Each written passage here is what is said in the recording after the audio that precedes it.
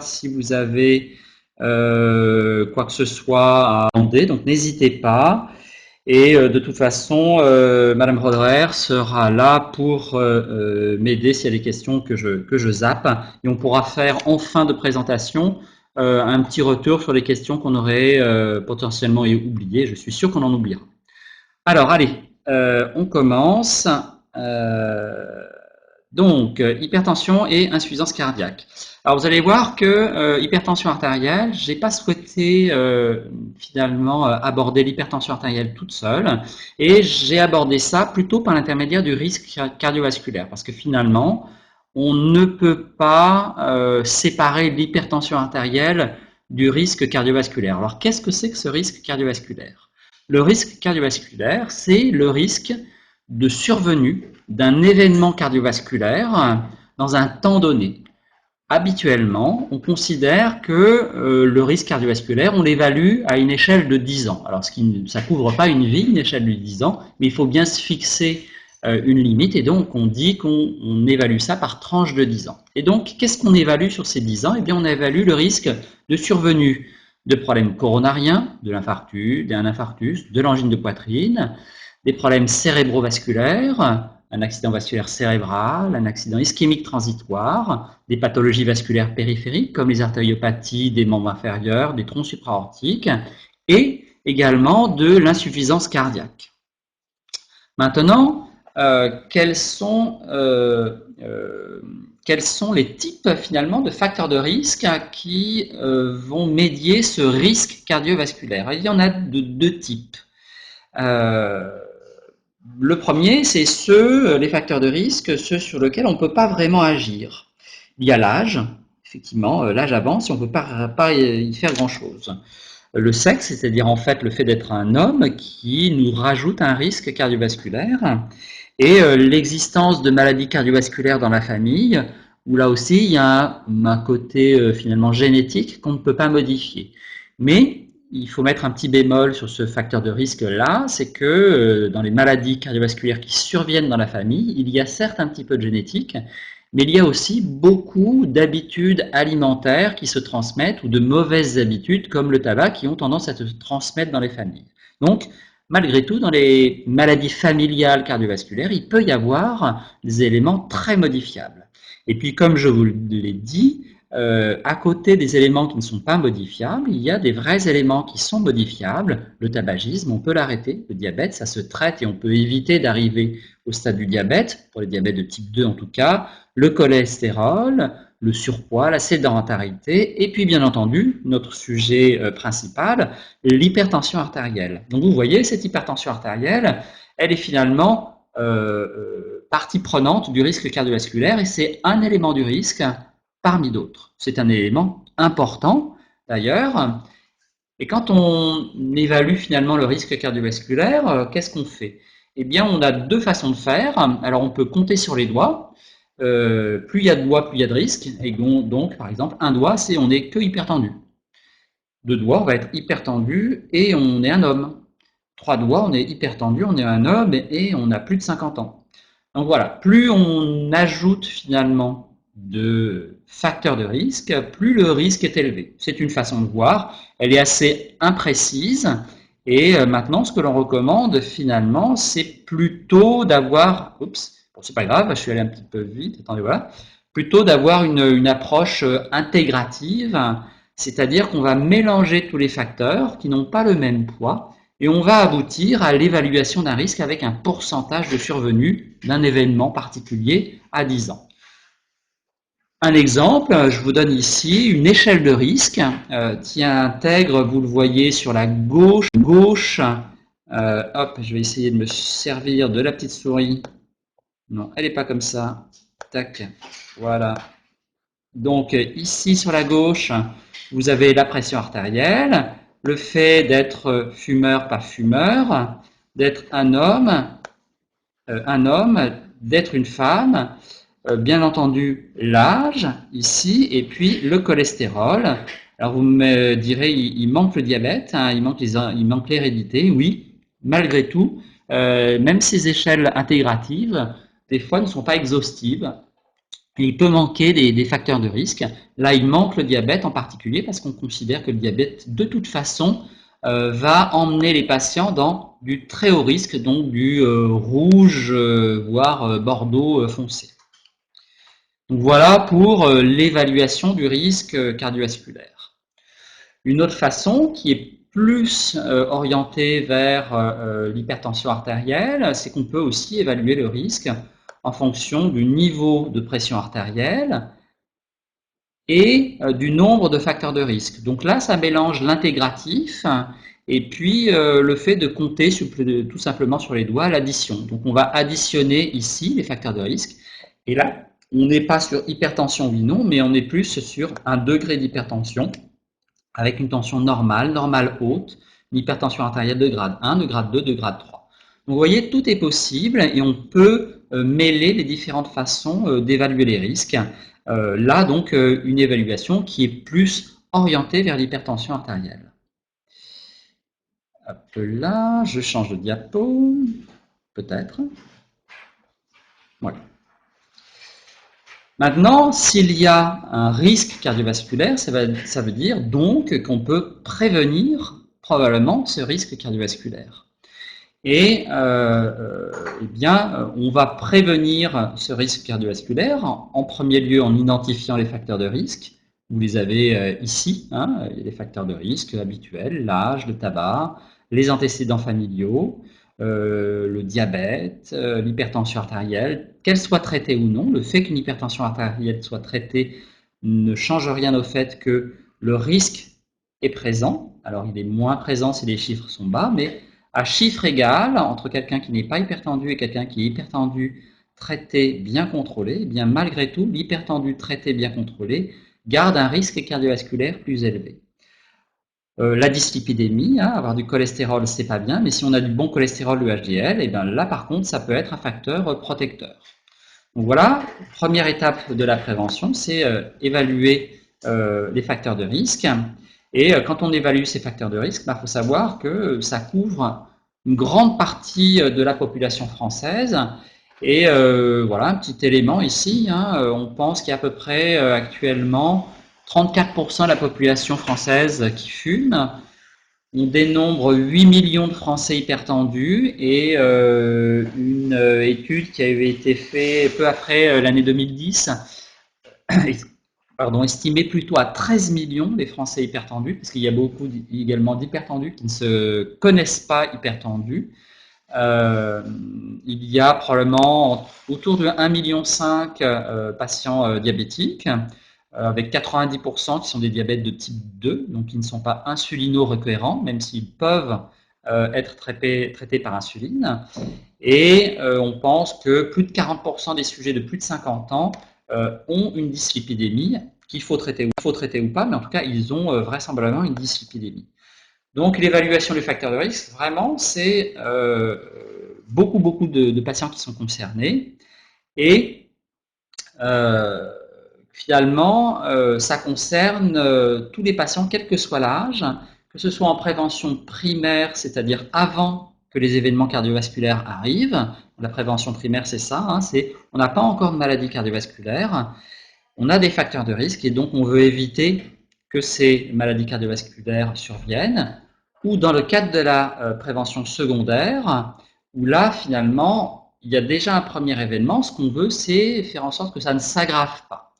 Donc, quoi qu'il arrive, dans les deux cas, on est susceptible de faire de la prévention.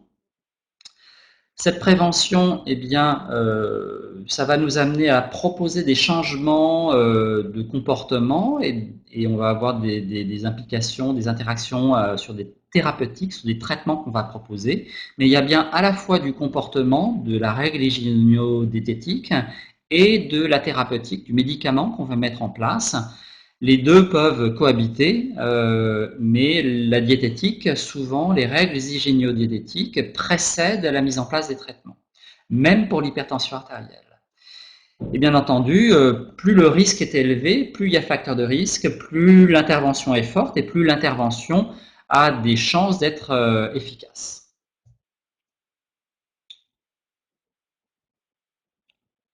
Le tabac, on fait un petit tour d'horizon de tous ces facteurs de risque. Le tabac, en gros,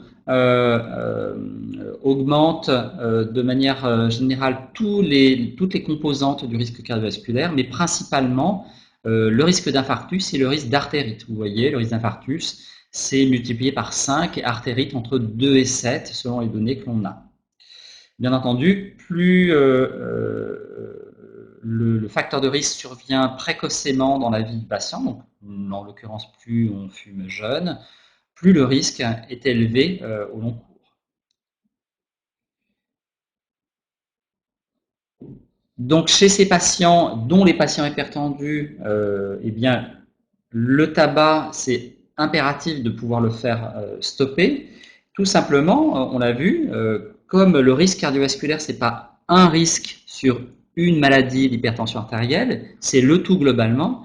Il a finalement assez peu de sens d'aller dire on va traiter l'hypertension artérielle et puis le cholestérol on s'en occupe pas, le tabac on s'en occupe pas. Donc finalement, on ne peut pas séparer tous les facteurs de risque, il faut les prendre en bloc pour diminuer le risque cardiovasculaire. Là, je vais passer ça. Les dyslipidémies. Donc, même sujet. Le lien entre le cholestérol et les maladies, il est archi connu. Il est peut-être un petit peu plus faible chez les femmes, mais parce qu'elles ont des facteurs protecteurs à côté. Et puis chez les sujets les plus âgés, parce que finalement, quand l'hypercholestérolémie, mais c'est valable pour tous les facteurs de risque, plus il arrive tard dans la vie du patient, plus la durée d'exposition va être faible et donc du coup la correction de ce facteur de risque aura un impact également assez faible. Le cholestérol va concerner la plupart des événements cardiovasculaires, beaucoup les AVC, beaucoup les coronariopathies, infarctus, angor, un peu moins l'artériopathie des membres inférieurs, où là c'est plus effectivement le tabac. Pour ce qui est du diabète, donc là aussi, vous le savez, ça majore fortement le risque cardiovasculaire. Ça multiplie à peu près d'un facteur 3 chez la femme, 2 chez l'homme, avec un risque coronarien qui est augmenté de manière très importante, mais également d'artériopathie oblitérante des membres inférieurs. Et puis, vous le savez, même si ça ne figure pas dans le risque cardiovasculaire, ça donne d'autres pathologies, le diabète, des pathologies rénales, des pathologies oculaires, avec surtout beaucoup de microangiopathie et des pathologies neurologiques qui là ne sont pas comptées finalement dans ce risque cardiovasculaire. Le surpoids, donc pareil, le surpoids en soi c'est un facteur de risque et c'est aussi un intégrateur du risque cardiovasculaire parce que quand on développe un surpoids, eh bien on a plus de risques de développer un diabète, on a plus de risques de développer une hypertension artérielle et on a plus de risques de développer une dyslipidémie. Donc corriger le surpoids, ça va avoir un impact direct sur les autres facteurs de risque associés. Donc le surpoids est déjà finalement un intégrateur et lutter contre le surpoids par le biais de l'alimentation et de l'activité physique, c'est extrêmement important. C'est un bon moyen finalement de lutter contre le risque cardiovasculaire et de gérer tous les autres facteurs de risque associés. Hop. Des fois, j'ai du mal à changer les diapos. Alors, donc, pour ce qui est du surpoids, c'est vrai que l'hypertension artérielle et le surpoids sont très souvent liés. Plus de 75% des hypertendus sont en grande partie liés à la surcharge pondérale. Alors c'est lié aux autres facteurs de risque, je vous l'ai dit, mais ça a un impact assez important pour ce qui est de l'hypertension artérielle parce que finalement, corriger le surpoids, eh bien, ça a un effet qui est quasiment équivalent à une monothérapie dans l'hypertension artérielle. C'est-à-dire que si on donne à un hypertendu en surpoids un traitement antihypertenseur, eh bien, on va avoir un effet qui va être équivalent à une perte de quelques kilos chez ce même patient. Donc il est vraiment extrêmement intéressant chez les hypertendus en surpoids de commencer par perdre du poids et après de mettre en place le traitement. Malheureusement, parfois on n'arrive pas à leur faire perdre du poids.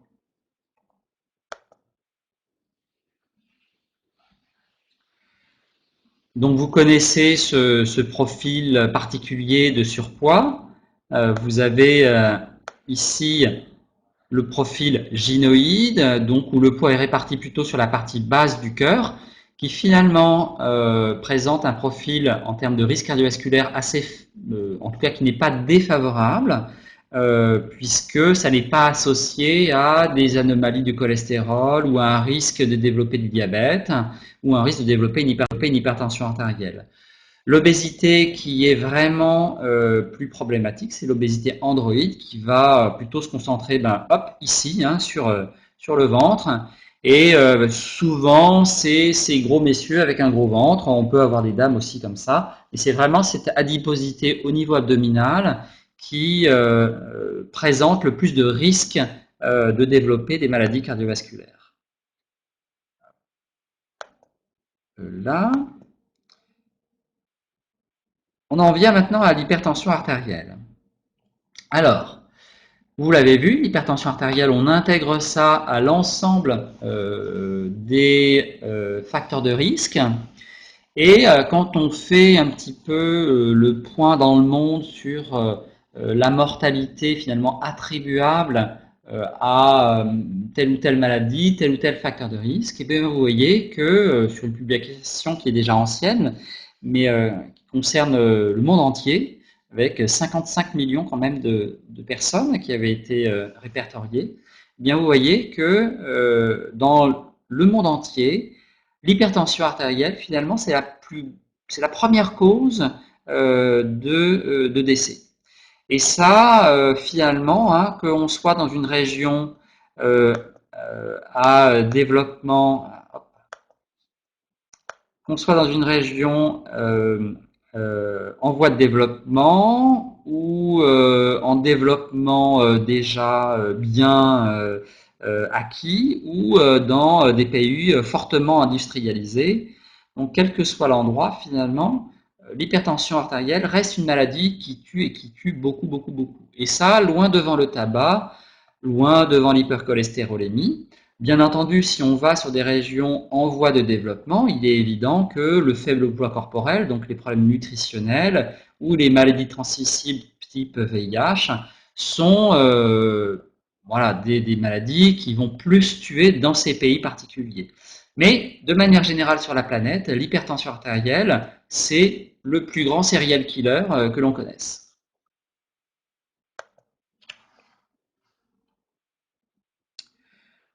Donc on l'avait vu, on avait dit 8 millions, là je vous ai dit 2009, oui c'est 2010, donc c'est 2009. On pense qu'il y avait à peu près 11 millions d'hypertendus et actuellement, sur les derniers chiffres, on est plutôt sur 14 millions d'hypertendus. Et vous voyez que chez ces hypertendus, en fait, il y a des hypertendus qui sont traités, c'est un tiers des patients. Des hypertendus qui sont non dépistés et donc non traités, 17% des patients. Et puis une majorité, une grosse moitié des hypertendus qui sont traités mais pas contrôlés. Et donc c'est un vrai problème parce que finalement la grande majorité des patients, vous le voyez, sont soit pas dépistés, soit dépistés mais pas correctement contrôlés. Donc en plus, l'hypertension artérielle, c'est un facteur de risque qui est un peu sous-estimé parce que pas correctement dépisté, mais très largement sous-traité.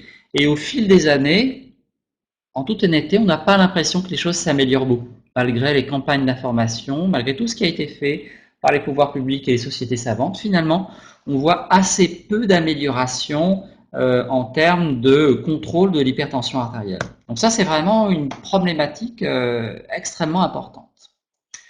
Alors cette hypertension artérielle,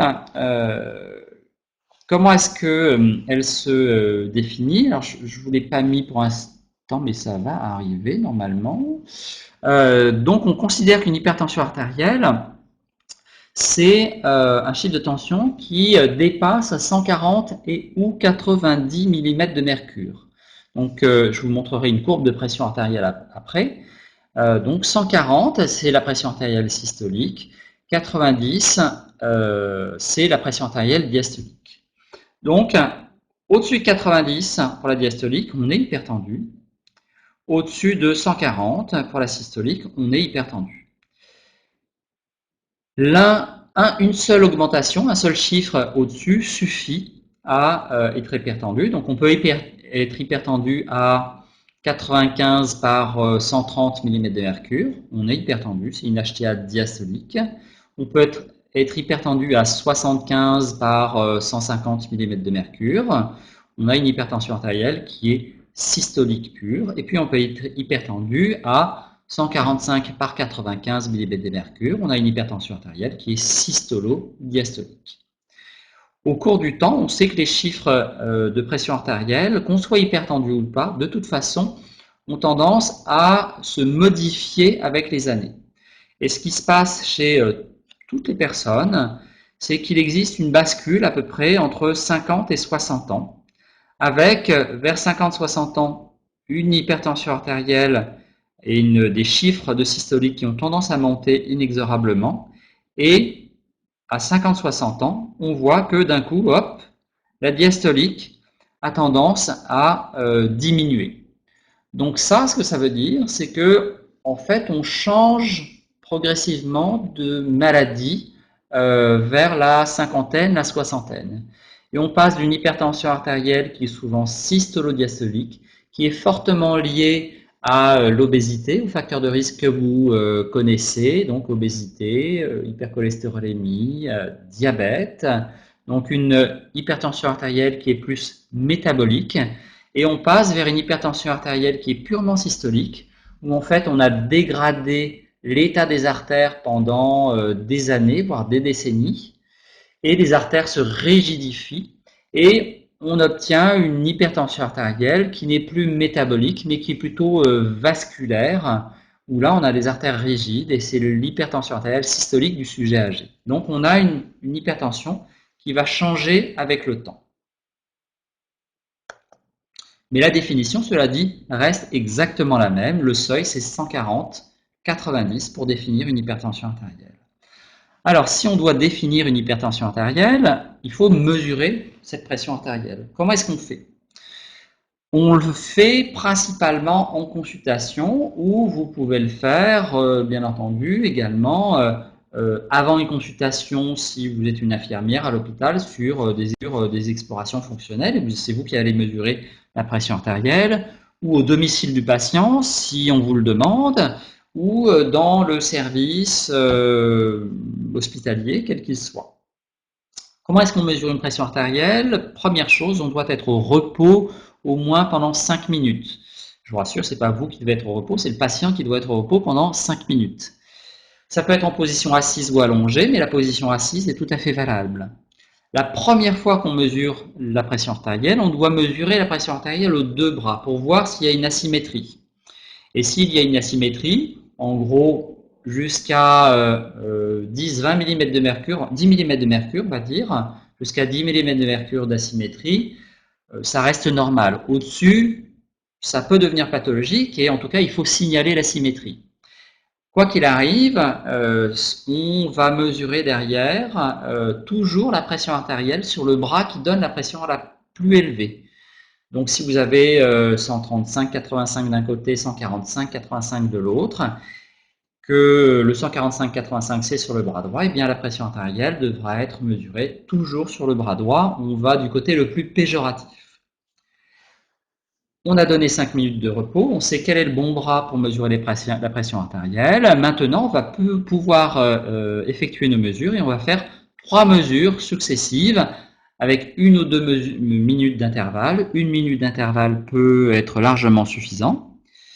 Et on va faire ces 3 mesures, on va recueillir les chiffres. Alors, j'insiste là-dessus, il faut vraiment recueillir les chiffres en millimètres de mercure, des millimètres de mercure.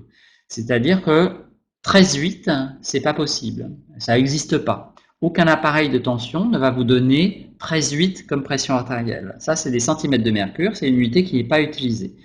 Même s'il y a un abus de langage avec les patients et qu'on a souvent tendance, et c'est une erreur, à donner ces pressions artérielles en centimètres de mercure, il faut essayer de s'astreindre, de les donner en millimètres de mercure, d'expliquer que c'est la vraie mesure. Si vraiment le patient ne comprend pas, on lui donne en centimètres de mercure, mais quoi qu'il arrive, on va noter les résultats en millimètres de mercure.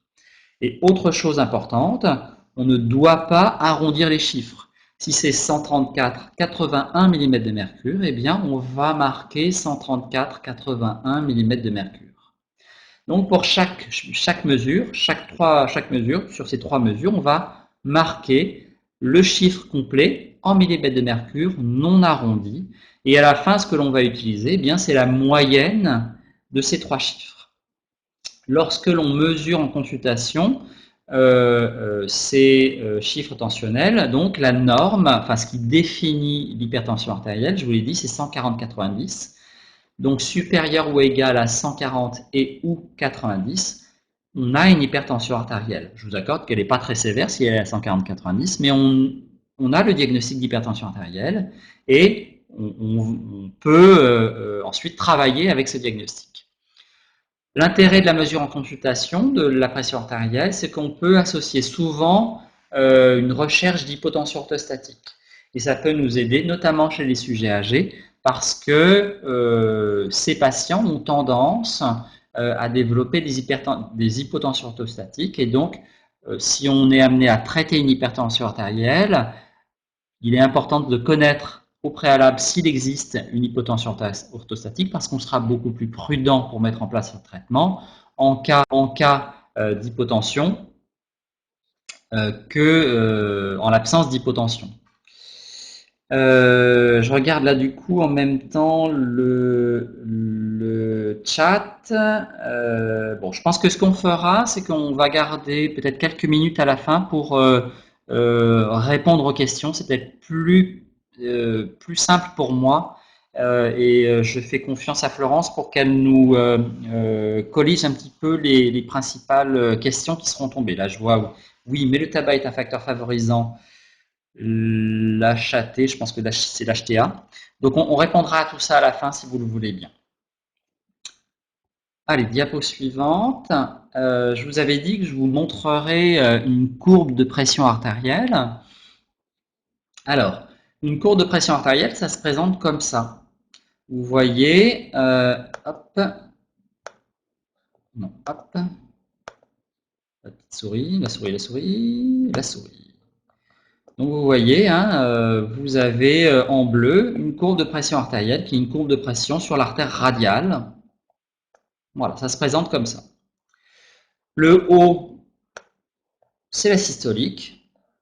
Le bas, c'est la diastolique. Et cette courbe de pression, elle se répète autant qu'il y a de cycles cardiaques. Alors j'ai une petite question. Là, je vais regarder le chat en même temps. Donc, donnez-moi quelques réponses. Est-ce que vous pensez que la pression artérielle a tendance à augmenter quand elle s'éloigne du cœur? Donc, est-ce que la tension est plus élevée, plus basse au niveau du cœur, plus élevée en périphérie? Ou est-ce que vous pensez qu'elle est plus haute au niveau du cœur et plus basse en périphérie? J'attends le résultat sur quelques questions. Alors, j'ai plus basse en périphérie, d'accord. Plus élevé en périphérie, plus élevé en périphérie, plus haute au niveau du cœur. Ok, donc je dirais que c'est partagé. C'est partagé.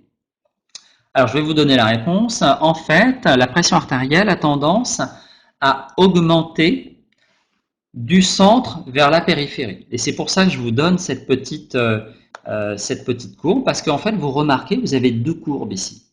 Vous avez une courbe en bleu et vous avez une courbe en rouge. Alors c'est ma courbe de pression artérielle. Alors, je ne suis pas allé me mettre un cathéter jusqu'au niveau du cœur pour regarder ma pression artérielle. Hein, je vous rassure, enfin, je vous rassure pas, je ne sais pas, mais en tout cas, on a des moyens d'avoir les courbes de pression artérielle périphériques et centrales sans être invasif. Et en fait, ça, c'est la courbe de pression artérielle est bien proche du cœur. Ça, c'est la courbe de pression artérielle, comme je vous l'ai dit, au niveau radial. Et vous voyez, quand je vous dis qu'il y a une différence de pression artérielle et que ça augmente du centre vers la périphérie, au niveau radial, on n'est pas très périphérique. Si on était au niveau pédieux, on serait encore plus en périphérique. C'est pas que ça se modifie un petit peu. Là, on a plus de 20 mm de mercure ou 20 mm de mercure de différence entre le centre et la périphérie. Donc effectivement, la pression artérielle monte du centre vers la périphérie. D'ailleurs, les jambes et qu'on calcule l'index de pression systolique. En fait, c'est l'index de pression systolique. Vous savez, quand on prend la pression artérielle du bras et des jambes et qu'on calcule l'index de pression systolique. En fait, c'est pour dépister les artériopathies des membres inférieurs. Et donc, ce qui se passe, c'est que ce qui est normal, c'est que comme la pression artérielle augmente du centre vers la périphérie, eh bien, la pression artérielle brachiale est inférieure à la pression artérielle qu'on va mesurer au mollet. Et donc, l'index de pression systolique, qui est la pression artérielle du mollet divisée par la pression artérielle brachiale, il va être supérieur à 1. Donc, les IPS sont supérieurs à 1, généralement entre 1 et 1,4. Et si on a un rétrécissement au niveau des artères des jambes, eh bien, on a un index de pression systolique qui va être inférieur à 1. Voilà, bravo Sarah, je vois que l'explication est parfaite, vous l'avez donnée avant moi, c'est très bien. J'ai vu ça sur le chat. Donc voilà, donc chose importante, c'est d'autant plus important que si vous êtes amené à mesurer la pression artérielle au bras, ou si les bras ne sont pas disponibles parce qu'il y a des perfusions partout, vous êtes amené à la mesurer au niveau du mollet. Faites attention parce qu'une pression artérielle beaucoup plus élevée ou beaucoup plus basse qu'attendue, ça peut être soit simplement l'amplification de la pression artérielle normale d'une personne lambda, soit quand la pression artérielle est basse, ça peut être tout simplement qu'il y a un rétrécissement sur les artères et que le patient il n'est pas en état de choc, il n'a pas une tension très très basse, c'est juste qu'il a un rétrécissement sur une artère. Et donc la pression artérielle n'est pas finalement une bonne représentation de sa pression réelle. Voilà cette petite aparté sur la mesure elle-même de la pression. Ce qui est important également, c'est il faut absolument diminuer les imprécisions de mesure. Donc maintenant, mais vous le savez, on bannit les tensiomètres, qu'ils soient aériques, les tensiomètres à mercure sont interdits maintenant, mais on essaye de bannir complètement la mesure de la pression artérielle avec le tensiomètre et le stéthoscope, pour des raisons toutes bêtes. Hein. Déjà, on n'a pas tous la même audition, et donc forcément, si on a une bonne audition, on va beaucoup mieux entendre les battements quand ils arrivent que si on a une mauvaise audition. Et on n'est pas toujours au courant de sa bonne audition, et surtout, on peut avoir une bonne audition sur certaines fréquences, et une très mauvaise audition sur d'autres fréquences. Donc, c'est finalement une mauvaise façon, et bien entendu, il faut absolument bannir la méthode de mesure de la pression artérielle en prenant simplement le pouls radial pour voir quand est-ce que le pouls arrive, parce que là, vraiment, on fait d'énormes erreurs, et comme je vous l'ai dit précédemment, de grâce, pas d'arrondi, et toutes les mesures, bien sûr, en millimètres de mercure et non pas en centimètres de mercure. Quelles sont les mesures, le type de mesures qu'on peut proposer pour dépister ou diagnostiquer une hypertension artérielle? Alors là, je vous mets un ordre de préférence des patients. Et puis, je reviendrai sur cet ordre de préférence. Mais effectivement, les patients souvent préfèrent faire une automesure à domicile. Je vous expliquerai un petit peu ce que c'est que cette automesure. Et puis, si on doit aller sur leur deuxième préférence, ils préfèrent avoir une pression artérielle mesurée par l'infirmière plutôt que la pression artérielle mesurée par le médecin. Bah voilà, peut-être que l'infirmière ou l'infirmier, il est plus sympa ou ça fait moins peur que le docteur, je ne sais pas. En tout cas, ils préfèrent l'infirmière ou l'infirmier qui mesure la pression artérielle. Et en dernier lieu, la mesure ambulatoire de la pression artérielle. Donc ça, c'est la préférence des patients. Et finalement, je vous ai parler donc de l'automesure et de la mesure ambulatoire de la pression artérielle. Alors l'automesure, qu'est-ce que c'est? Vous devez le savoir un petit peu, hein. En fait, on demande au patient de se mesurer lui-même la pression artérielle avec un appareil automatique et il doit faire 3 mesures consécutives le matin, 3 mesures consécutives le soir, 3 jours de suite. Alors 3 jours de suite, c'est un minimum. Ça peut être 4 jours, 5 jours, mais à partir de 3 jours, ça n'a plus trop d'intérêt de rajouter des jours supplémentaires. Le chiffre va avoir une fiabilité assez comparable. Donc 3 mesures consécutives le matin, 3 mesures consécutives le soir, 3 jours de suite. Les conditions sont les mêmes que la mesure de la pression artérielle en consultation. Il y a un micro qui a été ouvert, là, donc pensez à le fermer. Les... Non, non, Ah, je vous écoute alors. c'est parce que j'ai une question. Oui. Pardon. Les 3 mesures consécutives. Consécutives, ça veut dire qu'on les prend l'une à la suite de l'autre ou à 5 minutes d'intervalle, par exemple. Non, alors les 5 minutes, c'est vraiment 5 minutes de repos. Et après, il doit y avoir 1 ou 2 minutes, mais si on fait les mesures sans se presser, en prenant le temps de noter ces chiffres en millimètres de mercure, on peut vraiment faire en sorte qu'elles soient consécutives, c'est-à-dire le temps de prendre la mesure, de lire le chiffre, de noter le chiffre, de poser son stylo, de rappuyer sur le bouton. On a notre deuxième mesure, ainsi de suite, 3 fois de suite. Donc ça peut vraiment être réellement consécutive. Et en tout cas, voilà. Et l'erreur vraiment à ne pas faire, c'est de se relever entre chaque mesure. Mais une chose importante aussi, l'automesure, c'est vraiment la mesure par le patient. Une automesure où c'est l'infirmière qui fait la mesure, ça n'est pas une automesure. On s'en accommodera s'il n'y a pas d'autre moyen, mais ça n'est pas une automesure et le chiffre attendu est probablement un tout petit peu plus haut, vous allez le voir après, que le vrai chiffre d'une automesure. Donc voilà, 3 mesures consécutives, 3 jours de suite, ça sous-entend que le patient a un appareil et il faut privilégier les appareils de type brassard et éviter les appareils au poignet. Les seules personnes chez qui on peut suggérer un appareil au poignet, c'est vraiment les grands obèses pour qui on n'a pas de brassard adapté et qui gardent un poignet de taille à peu près normale. Et là, bah, effectivement, on fait avec ce que l'on a, donc on peut s'accorder et accepter d'utiliser un appareil d'automesure de type poignet. Ok, Maintenant, merci.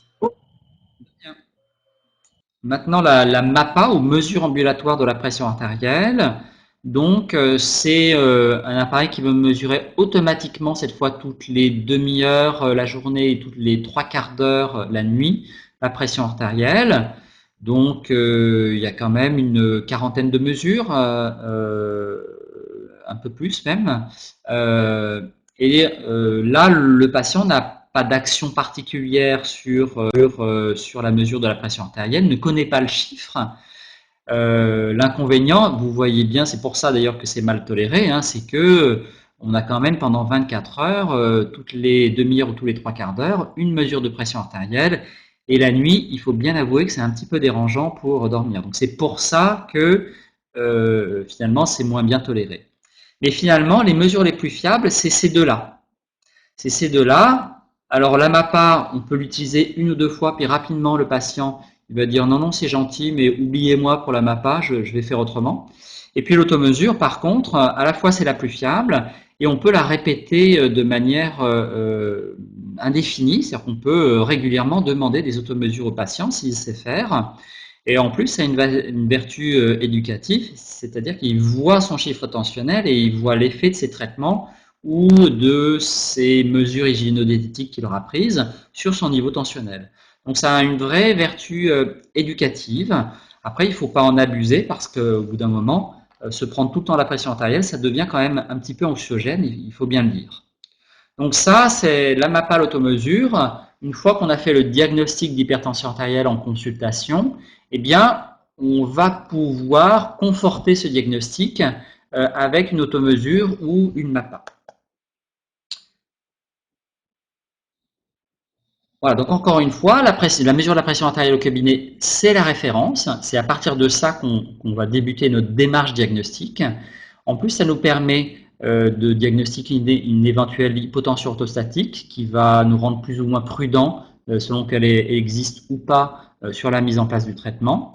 Je ne vous l'ai pas dit, mais on ne se contente pas d'une série de mesures lors d'une consultation. Il faut au moins 2 consultations avec des chiffres élevés pour dire qu'il y a une hypertension artérielle.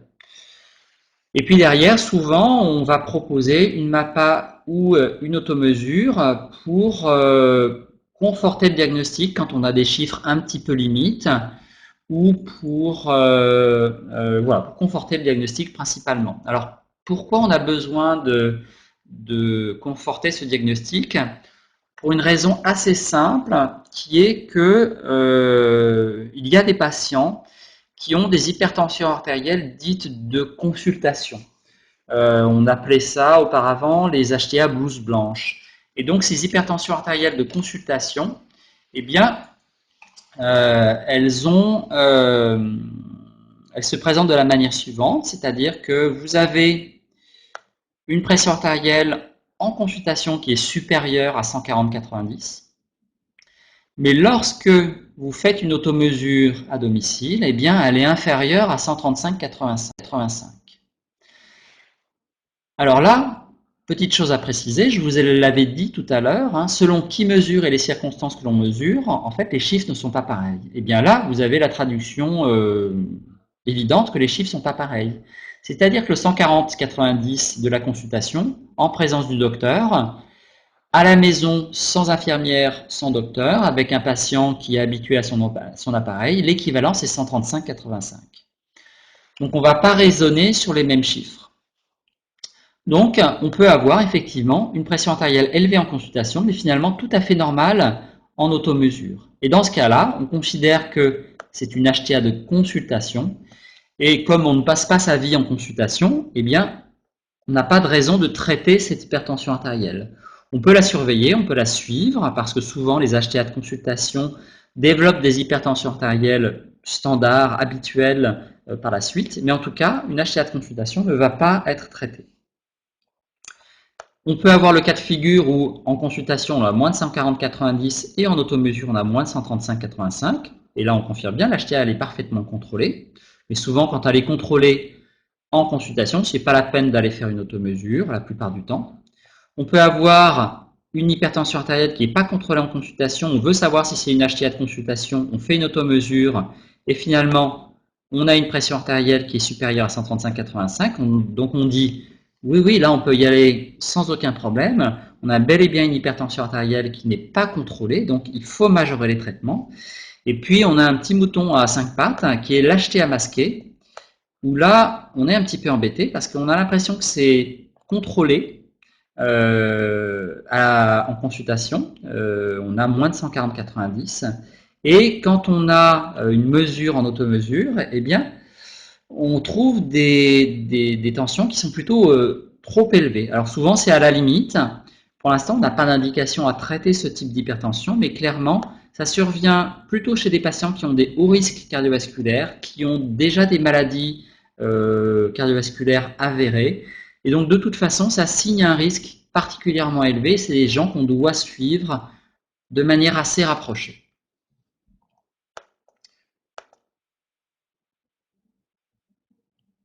Voilà, j'ai oublié les pourcentages, mais en gros, le taux d'hypertension artérielle blouse blanche ou masquée, on est entre 10 et 30%. 30%, c'est principalement pour les sujets âgés qui ont beaucoup plus d'hypertension artérielle de consultation. Et les femmes jeunes, hommes jeunes, femmes jeunes et surtout femmes enceintes ont également très fréquemment des hypertensions artérielles de consultation. Donc il faut faire attention avant de mettre en place un traitement, vraiment faire une automesure ou une MAPA.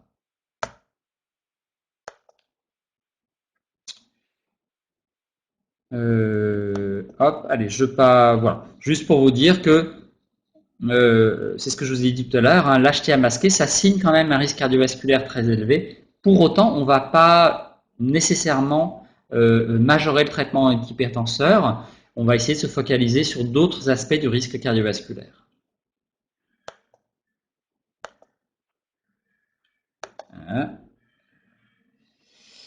Voilà les causes de l'hypertension artérielle.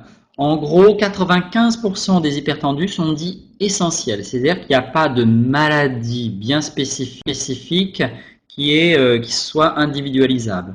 Alors on dit elle est essentielle, mais la grande majorité des cas sont des hypertensions artérielles en fait métaboliques où c'est voilà, la prise de poids, les mauvaises règles hygiéno-diététiques appliquées et voilà, cet ensemble de facteurs plutôt hygiéno-diététiques qui est en cause dans la survenue de cette hypertension artérielle. L'énorme avantage, c'est quand c'est pris très tôt, la correction du surpoids, la correction de l'alimentation, la diminution du régime sodé, j'ai pas dit le régime sans sel, mais la diminution du régime sodé, le fait d'avoir une activité physique, ça permet très souvent de corriger cette hypertension artérielle. Mais malheureusement, comme vous le savez, peu de gens finalement adhèrent à ces modifications des habitudes de vie. Et donc, inexorablement, ce que l'on constate, c'est qu'il y a une évolution vers une hypertension artérielle qui devient vraiment fixée.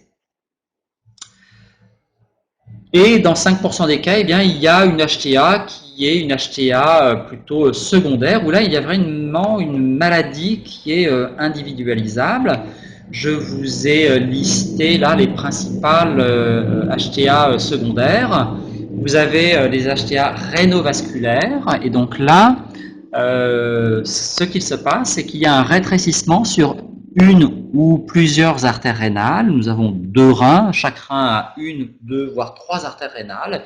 Et donc, il suffit qu'il y ait une de ces artères rénales qui présente un rétrécissement, qui soit athéromateux, le rétrécissement, donc des patients avec des facteurs de risque cardiovasculaires, plutôt un petit peu âgés, ou que ce soit plutôt des malformations, on va dire, des origines dysplasiques, plutôt des gens jeunes, souvent des femmes. Et donc, quand il y a un rétrécissement sur une de ces artères rénales, le rein est mal vascularisé. Il considère donc que la pression artérielle n'est pas assez élevée pour lui, puisqu'il ne reçoit pas assez de sang.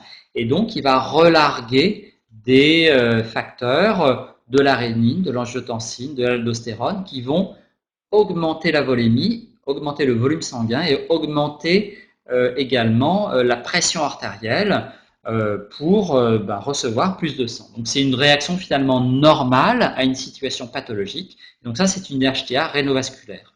La plupart du temps, si on résout le problème du rétrécissement sur l'artère, eh bien on peut corriger, en tout cas favoriser vraiment beaucoup le contrôle de cette hypertension artérielle.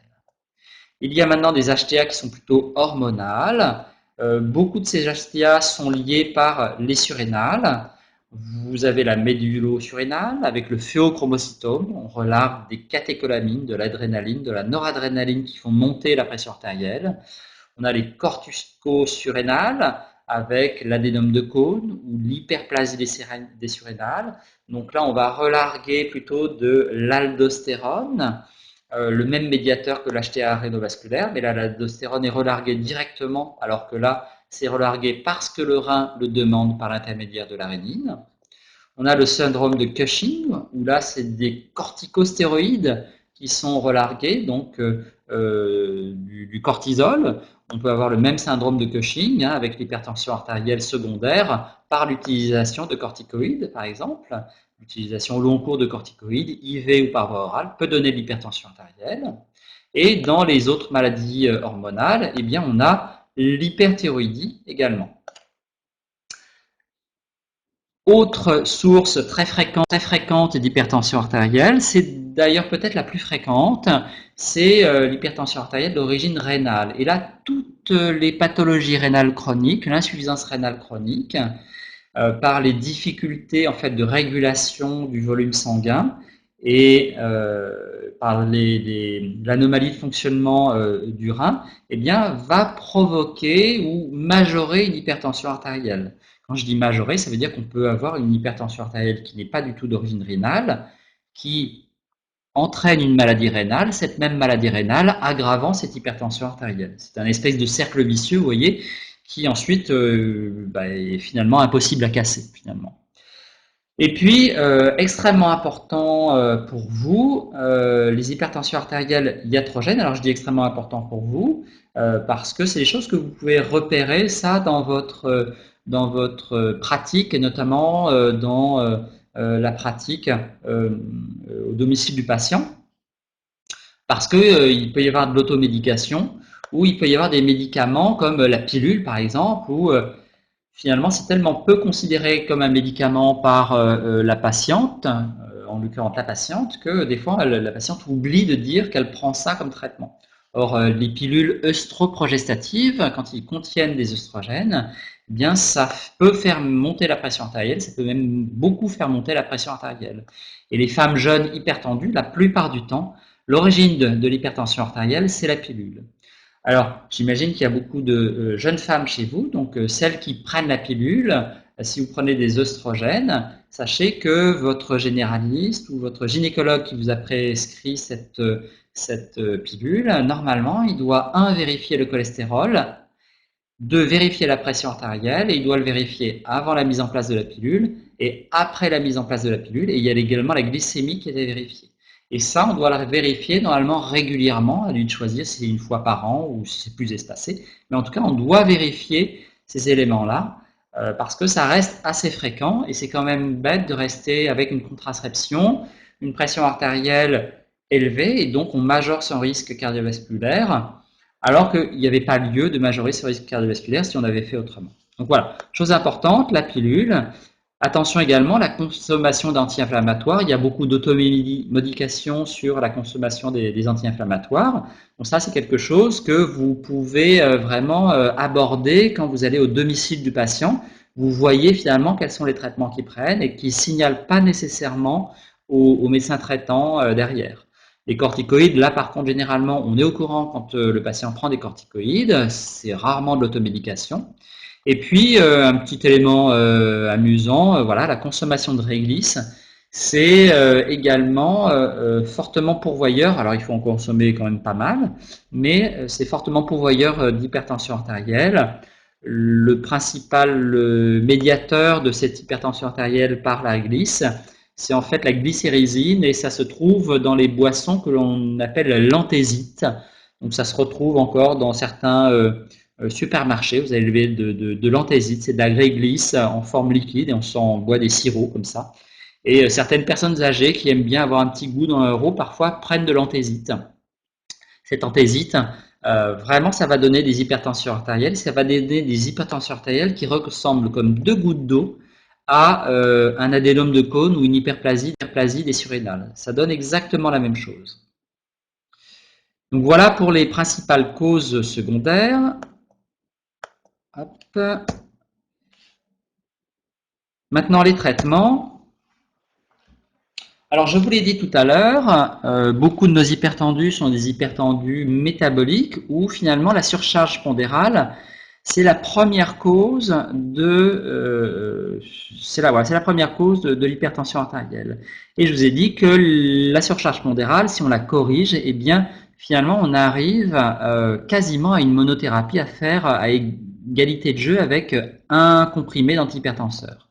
Donc vous avez ici les corrections qu'on peut apporter sur les règles hyginodétédiques et leur impact que l'on peut espérer en termes de baisse de pression artérielle.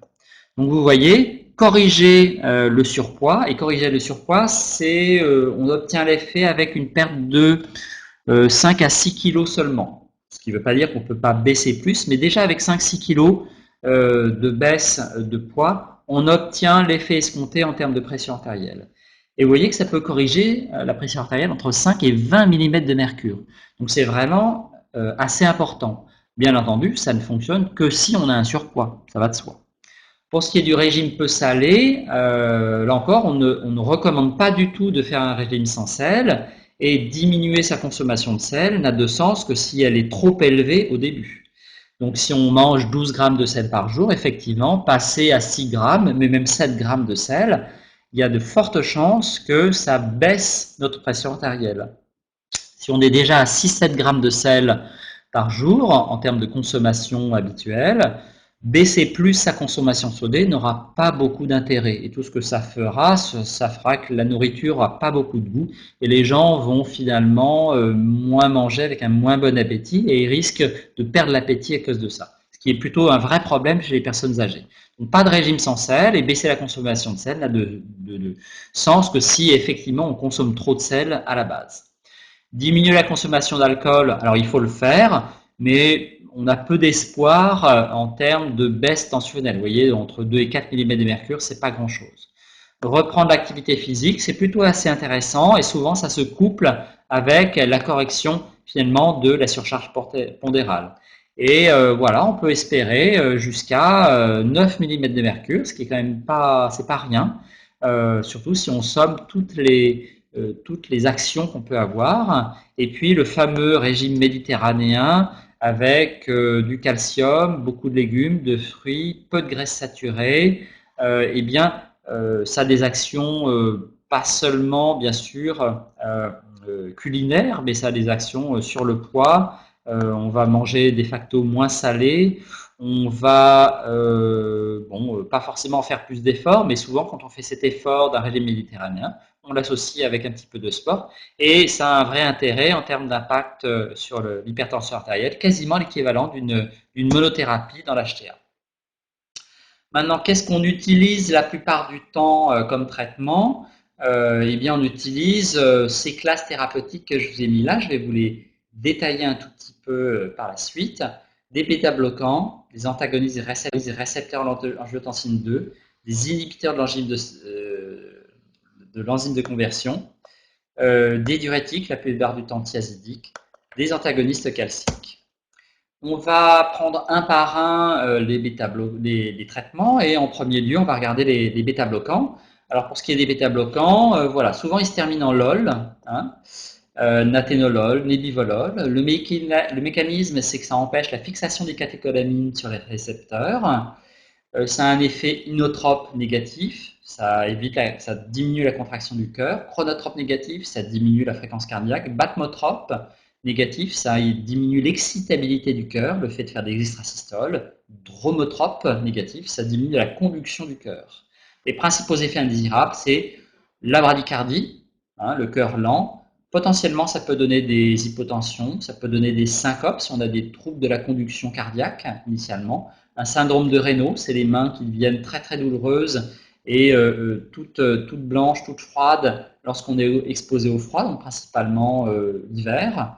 Ça peut donner une fatigue, ça peut donner chez les hommes des troubles de l'érection. C'est-à-dire c'est l'effet indésirable qui est le plus souvent revendiqué, en tout cas chez les hommes.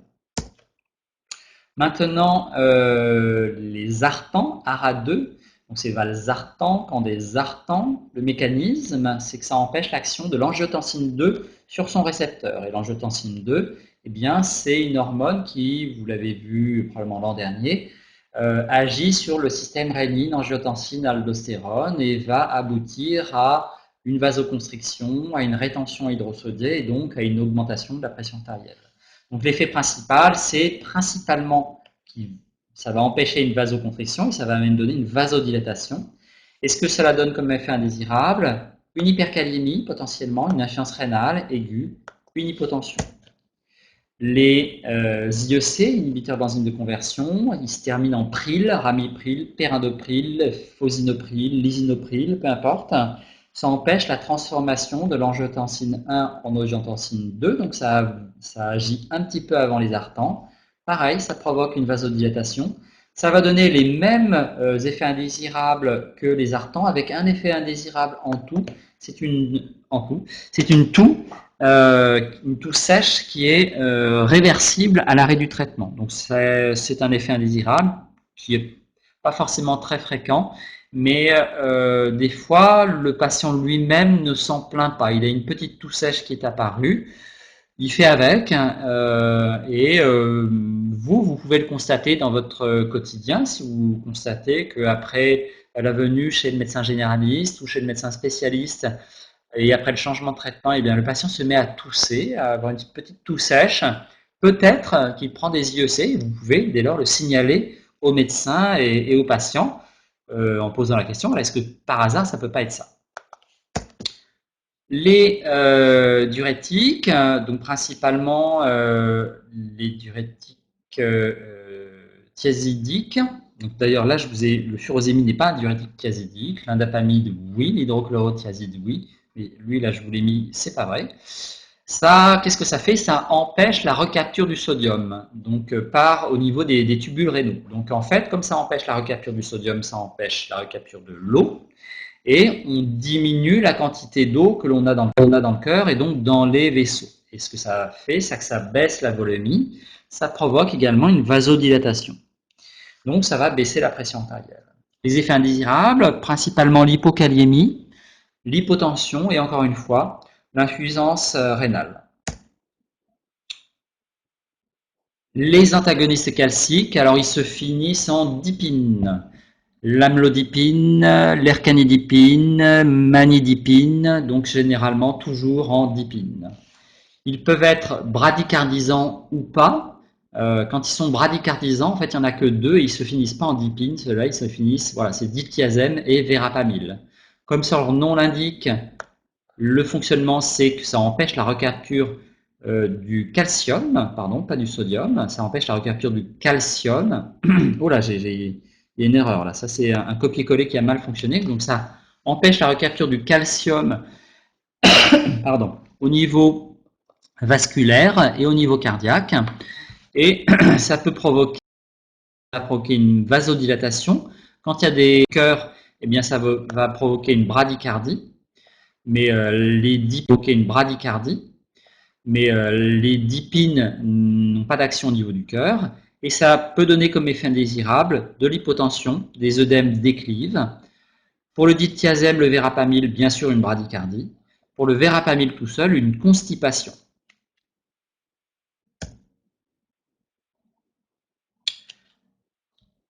L'hypertension artérielle, la plupart du temps, on utilise en premier lieu un bloqueur du système rénine-angiotensine. Donc un IEC, un ARA2. En deuxième, on met un antagoniste calcique la plupart du temps. En troisième, on va pouvoir mettre un diurétique. Les bêta-bloquants arrivent plutôt en quatrième ou cinquième position. Les antagonistes de l'aldostérone arrivent en cinquième position. Et ça, c'est chez l'hypertendu lambda. Mais ces traitements, de toute façon, ont des indications privilégiées. Et notamment lorsqu'il existe des maladies cardiovasculaires qui sont déjà présentes. Et vous voyez, c'est assez pratique finalement, les IEC et les ARA2, qu'il y ait ou pas de maladie cardiovasculaire, ils sont tout le temps indiqués. Voilà. Et sauf contre-indication, on peut considérer que c'est vraiment le traitement de première ligne, qu'il y ait ou pas une maladie cardiovasculaire. Voilà, on a fini cette première partie sur l'hypertension artérielle. Est-ce que vous voulez qu'on pose des questions pour ce chapitre-là tout de suite ou est-ce que vous voulez qu'on finisse complètement, comme ça on est sûr d'avoir fini, et on pose toutes les questions à la fin? Alors, je me permets juste de dire que j'ai corrigé le PowerPoint. Super. J'ai mis calcium à la place du sodium. Génial. Pour pouvoir le remettre à disposition corrigée. Et il y avait juste une question, est-ce que le tabac augmente l'hypertension? Alors, non, en chronique, le tabac n'a pas d'effet sur l'hypertension artérielle. En aigu, le fait de fumer une cigarette, ça peut augmenter un petit peu la pression artérielle, mais de manière très aiguë. Et donc, la seule chose qu'il faut... C'est une bonne question, parce que la chose qu'il faut vérifier, par contre, quand on mesure la pression artérielle, c'est que le patient n'ait pas fumé juste avant. Donc, effectivement, lâcher sa cigarette et aller se faire mesurer la pression artérielle, on risque d'avoir des chiffres tensionnels un petit peu trop élevés. Pourquoi? Il faudrait que j'enlève le furosémide de la diapo aussi? Oui, parce que c'est un diurétique, mais c'est pas un diurétique casidique et c'est pas un diurétique qu'on va utiliser dans l'hypertension artérielle. Il arrive après celui-là. Ok. Alors j'enlève. Parfait. Mais écoutez, je vois pas s'il y a des questions. Non, ça a l'air d'aller. Bon, alors on va continuer. Voilà. Allez, c'est parti. Alors, donc l'insuffisance cardiaque. Donc vous l'avez vu, on a fait les facteurs de risque, l'hypertension artérielle et bien l'insuffisance cardiaque. c'est l'une de ces maladies cardiovasculaires qui peuvent survenir lorsque l'on n'a pas bien traité, corrigé les facteurs de risque cardiovasculaires. Et l'hypertension artérielle est très fortement pourvoyeuse d'insuffisance cardiaque. Alors, l'insuffisance cardiaque, là, je vous ai mis des petites données de 2017.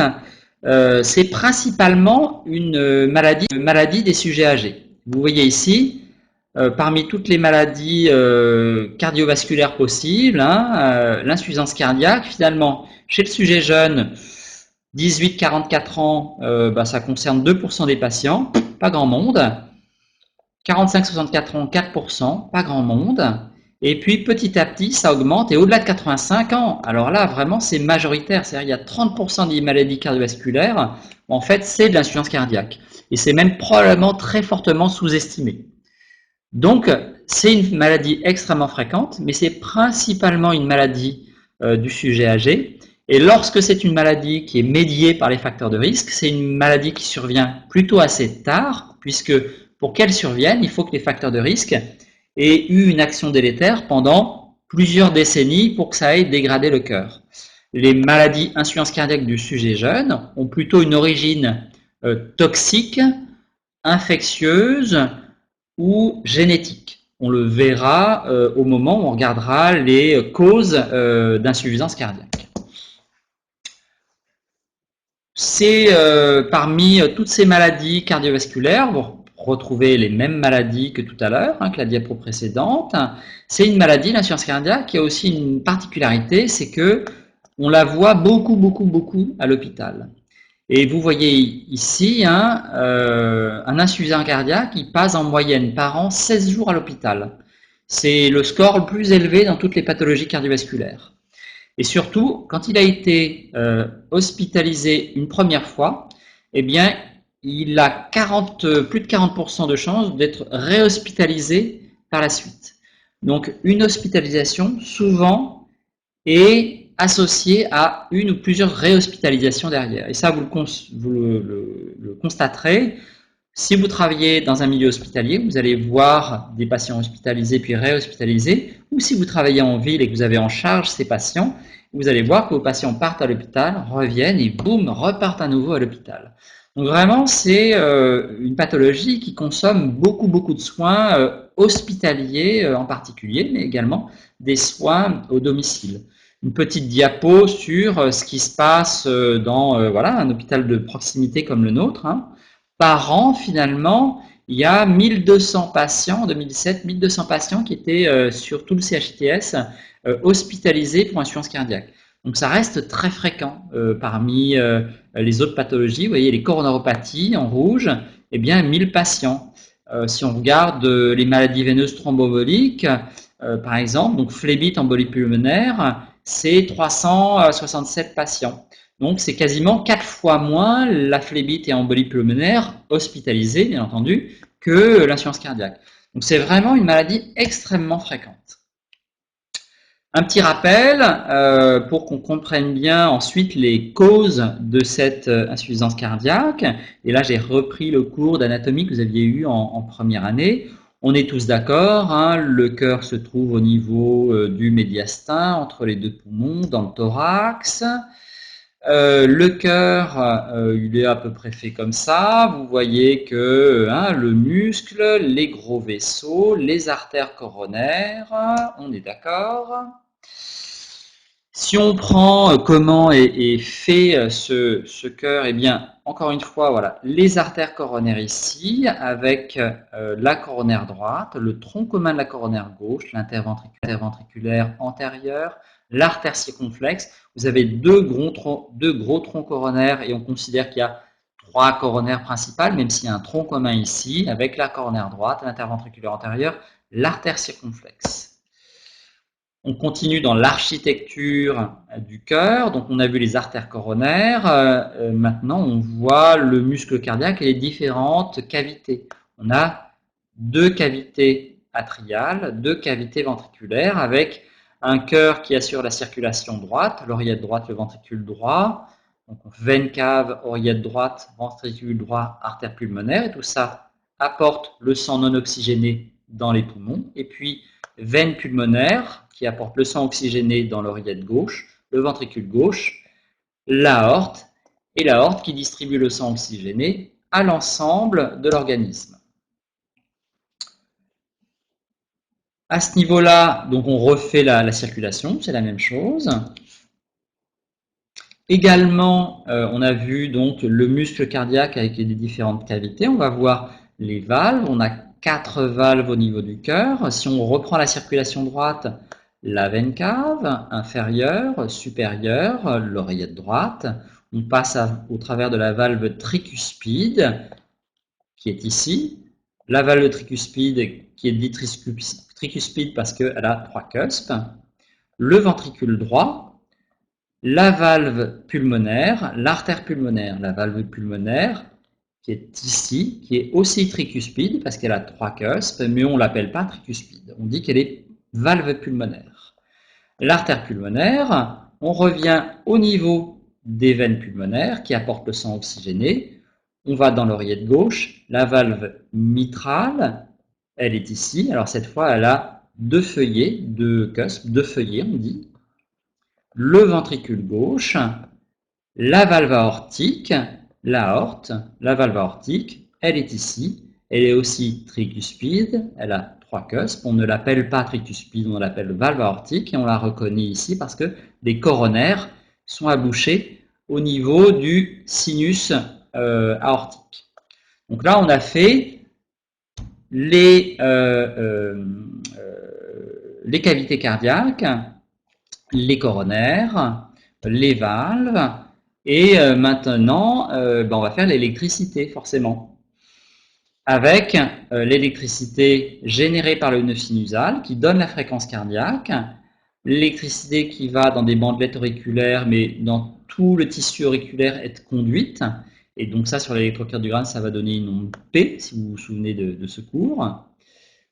L'électricité va arriver dans un goulot d'étranglement ici, le nœud auriculo-ventriculaire, parce que les oreillettes et les ventricules sont isolés électriquement, sauf au niveau de ce nœud auriculo-ventriculaire.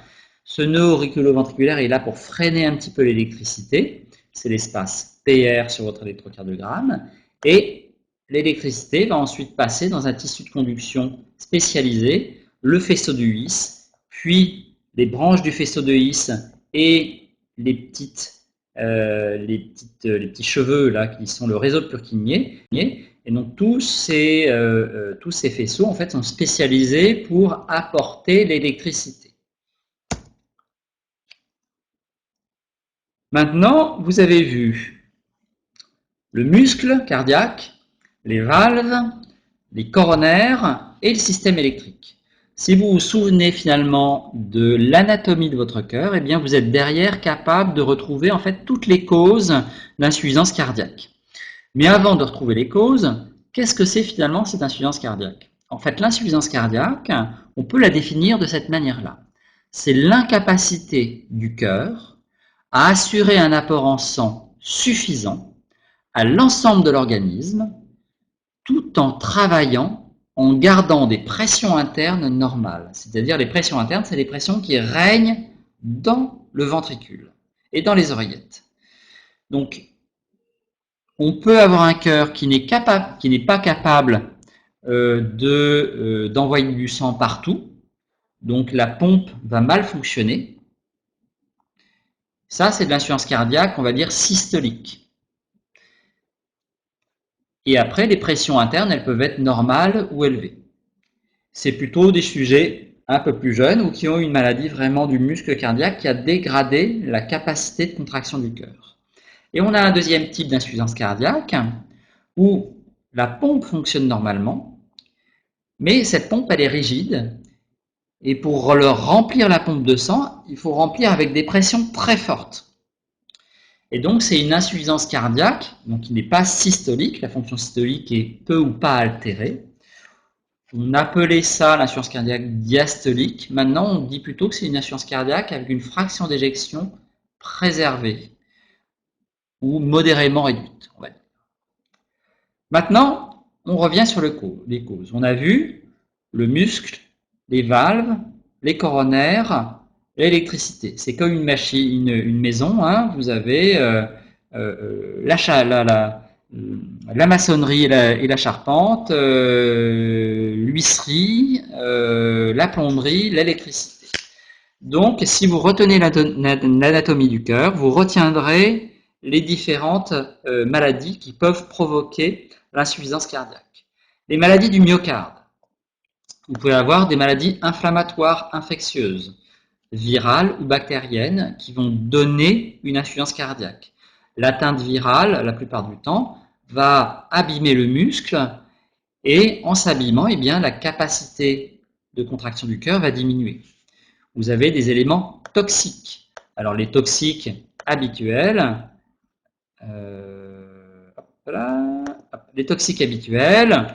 c'est l'alcool par exemple. L'alcool est un toxique pour le cœur. C'est les chimiothérapies, certaines chimiothérapies qui sont des toxiques pour le cœur, qui peuvent avoir des toxicités aiguës et des fois à plusieurs années de distance d'une chimiothérapie. Bon, j'ai un trou pour les toxiques, mais voilà, vous avez déjà ces deux-là qui sont importants. Vous avez également des facteurs génétiques dont je vous ai parlé tout à l'heure. Donc il y a des vraies maladies génétiques qui sont des myopathies du cœur. Et je dis des myopathies du cœur parce que il y a les myopathies que vous connaissez, même si vous ne les avez pas étudiées en cours, les myopathies du chêne par exemple, hein, vous connaissez ça, eh bien ils ont une atteinte musculaire périphérique, les jambes, des bras, mais ils ont aussi une atteinte des muscles cardiaques. Donc c'est des vraies myopathies qu'on peut avoir, et donc le muscle fonctionne anormalement et souvent la contraction est altérée. Et puis l'hypertension artérielle, je vous l'ai dit, finalement le cœur il fait de la musculation un petit peu avec cette hypertension artérielle et au bout d'un moment le muscle il est trop fatigué, il n'arrive plus à lutter et il se dilate, il peut s'hypertrophier comme lors de séances de musculation, quelqu'un va s'hypertrophier les muscles périphériques, et bien sur l'hypertension artérielle, le muscle cardiaque peut s'hypertrophier et au bout d'un moment, il peut développer une insuffisance cardiaque avec un cœur qui va se dilater et une capacité de contraction qui va être diminuée. Mais il peut aussi développer une insuffisance cardiaque avec une capacité de contraction qui est conservée, mais la nécessité pour remplir le cœur de sang d'utiliser des pressions très élevées. Donc voilà, là vous avez les maladies du muscle cardiaque lui-même. Les maladies valvulaires, alors là, assez facile, toute valve qui fuit ou qui présente un rétrécissement important est susceptible de provoquer une insuffisance cardiaque. Alors je parle de fuite importante, de rétrécissement important. Beaucoup de gens ont des petites fuites sur des valves qui en aucun cas ne vont favoriser l'arrivée d'une insuffisance cardiaque. On peut avoir des petites fuites, même sur plusieurs valves, sans jamais développer d'insuffisance cardiaque. Donc c'est vraiment des anomalies valvulaires importantes. Maintenant, les artères coronaires. On a fait l'huisserie, on va faire la plomberie. Lorsque l'on fait un infarctus, par définition, le muscle infarci, le muscle se nécrose et donc ce muscle-là, assez fréquemment, ne peut pas récupérer de fonction. Et si on a la moitié du cœur qui s'arrête de fonctionner, vous imaginez bien que la contraction du cœur est très diminuée. Et on aboutit à une insuffisance cardiaque systolique. Le fait de ne pas faire d'infarctus, mais d'avoir une ischémie permanente, c'est-à-dire une ischémie, le cœur est mal alimenté, il est tout le temps sous-alimenté par les artères coronaires, et donc ce cœur sous-alimenté par les artères coronaires, au bout d'un moment, il a faim et ce cœur il va moins bien fonctionner, comme vous, si vous jeûnez, vous allez moins bien fonctionner à ce moment-là. Et donc, là aussi, le cœur peut moins bien fonctionner. Lorsque c'est un infarctus, si l'infarctus a déjà eu lieu, malheureusement, on ne peut pas changer grand-chose au fonctionnement du muscle qui a déjà été abîmé. Quand c'est purement de l'ischémie, une sous-alimentation, par contre, le fait de réouvrir l'artère, de supprimer l'ischémie, souvent va faire en sorte que le muscle peut refonctionner normalement. On a fait l'huisserie, la maçonnerie, la plomberie, l'électricité. Là aussi, le fait que le rythme cardiaque soit anormal, soit trop rapide en permanence, soit trop lent en permanence, ça peut provoquer de l'insuffisance cardiaque. La plupart du temps, par contre, le fait de corriger cette fréquence cardiaque, trop basse ou trop élevé permet également de corriger l'insuffisance cardiaque. On le fait par la mise en place d'un pacemaker ou par différentes techniques pour contrôler le rythme cardiaque.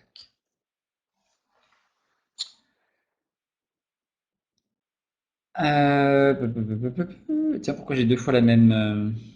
je ne sais pas. Ah oui, l'insuffisance cardiaque droite, pardon, excusez-moi. Je reviens. Oui, donc on a parlé de l'insuffisance cardiaque gauche, mais on peut avoir exactement la même chose finalement sur l'insuffisance cardiaque droite. Vous avez vu qu'il y avait deux pompes, donc on peut avoir de l'insuffisance cardiaque uniquement gauche, comme on peut avoir de l'insuffisance cardiaque uniquement droite, comme on peut avoir de l'insuffisance cardiaque gauche et droite. Finalement, les causes vont être assez similaires. Elles vont être assez similaires. La seule chose, c'est que l'équivalent de l'hypertension artérielle pour le cœur droit, c'est l'hypertension artérielle pulmonaire, HTAP ou HTP, hypertension pulmonaire. Donc, ce n'est pas la même hypertension, puisque ce n'est pas les mêmes artères qui sont au regard du ventricule. Mais on retrouve des choses assez similaires en termes de cause à cette insuffisance cardiaque. Donc, je viens de vous le dire, on peut avoir une insuffisance cardiaque gauche seule, sans insuffisance cardiaque droite. On peut avoir une insuffisance cardiaque droite seule sans insuffisance cardiaque gauche. On peut avoir une insuffisance cardiaque gauche, celle-ci provoquant une insuffisance cardiaque droite. Et puis on peut avoir une insuffisance cardiaque droite, celle-ci finalement ne provoquant pas d'insuffisance cardiaque gauche. Donc tous les mélanges sont possibles. Les signes et les symptômes d'insuffisance cardiaque droite et d'insuffisance cardiaque gauche. Insuffisance cardiaque gauche, principalement, nous aurons l'essoufflement, l'essoufflement à l'effort, l'orthopnée, donc c'est l'essoufflement qui nous oblige à passer en position assise. On est essoufflé en position allongée, on n'est plus essoufflé lorsqu'on est en position assise. C'est la toux, les crachats roses saumonés, aérés. Donc là, vous reconnaissez les symptômes de l'œdème pulmonaire.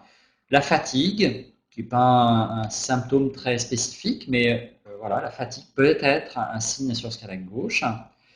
Et les signes d'insuffisance cardiaque droite, donc là, on va plutôt faire de la rétention hydrosodée dans les tissus périphériques, avec des œdèmes déclives, les œdèmes des membres inférieurs, des épanchements dans les séreuses, de l'ascite, donc au niveau de l'abdomen, une pleurésie dans la cavité thoracique, même l'épanchement péricardique peut être dû à une insuffisance cardiaque.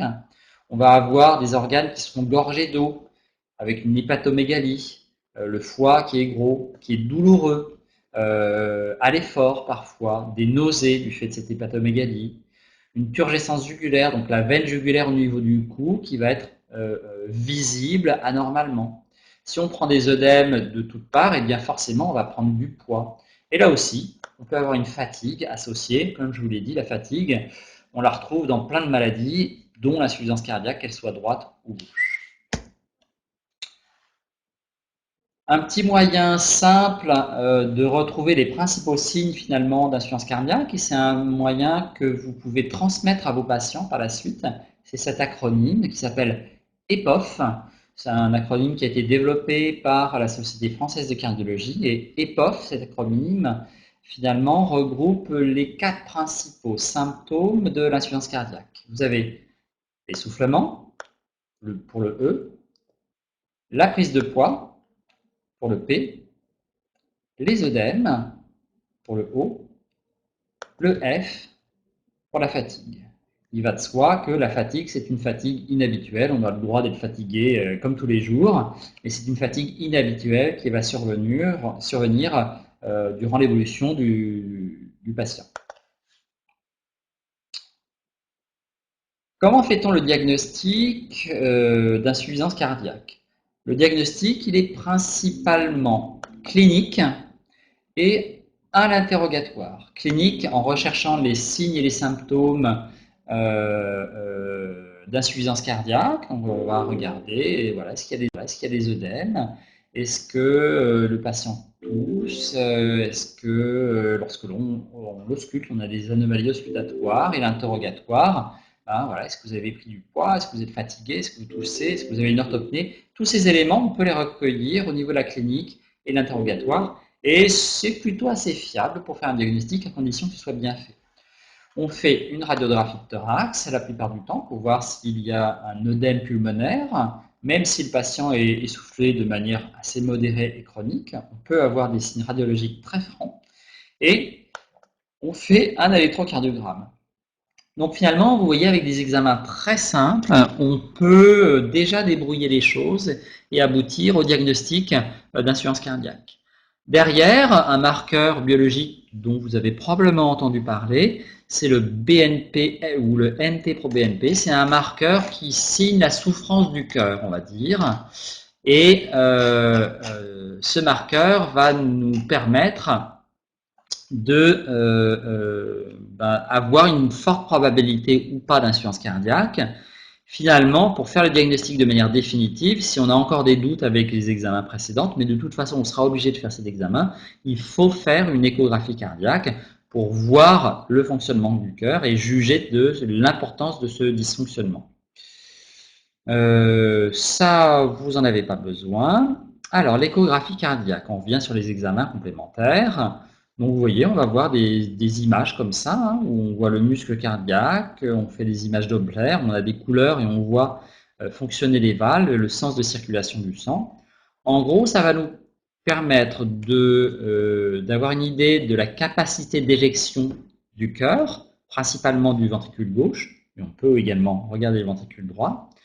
On va avoir des anomalies de la cinétique segmentaire. Alors ça veut dire que au niveau du cœur, on peut avoir un morceau du cœur qui ne fonctionne pas bien. Et ça sous-entend que les artères coronaires, soit qu'une artère s'est bouchée, qu'il y a eu un infarctus, mais qu'on ne s'en est pas rendu compte, ça peut arriver, soit que les artères sont rétrécies et que petit à petit, le fonctionnement du cœur, eh bien, il s'est éteint sur la zone irriguée par l'artère coronaire. On va bien sûr regarder les valves, ici, ici, ici, ici. Donc voilà, les valves. Et on va pouvoir juger s'il y a une origine valvulaire à cette insuffisance cardiaque. Et élément important, on va pouvoir juger des pressions qui règnent à l'intérieur du ventricule. On a des petits éléments qui nous permettent de juger des pressions qui règnent. Et vous l'aviez vu dans la définition, la capacité d'éjection, c'est pas le seul critère pour dire il y a de l'insuffisance cardiaque. Parce qu'on peut avoir une capacité d'éjection, une capacité à apporter le sang aux organes périphériques tout à fait normale, mais au prix d'une pression à l'intérieur des cavités qui est trop importante. Et bien, on peut évaluer les pressions qui existent à l'intérieur des ventricules, de l'oreillette, des cavités en général. Donc ça fait partie intégrante de l'échographie que l'on va faire. Et puis on va regarder la volémie, ce qui retient beaucoup d'eau ou pas. C'est un élément qui est abordable par l'échographie cardiaque. Maintenant, la coronarographie, un autre examen que je ne vous ai pas cité, mais vous imaginez bien que si beaucoup de patients ont une cause coronarienne à leur insuffisance cardiaque, eh bien, il faut aller voir les artères coronaires. D'ailleurs, une fois sur deux, dans 40% des cas plutôt, dans 40% des cas, la maladie insuffisance cardiaque est liée aux artères coronaires.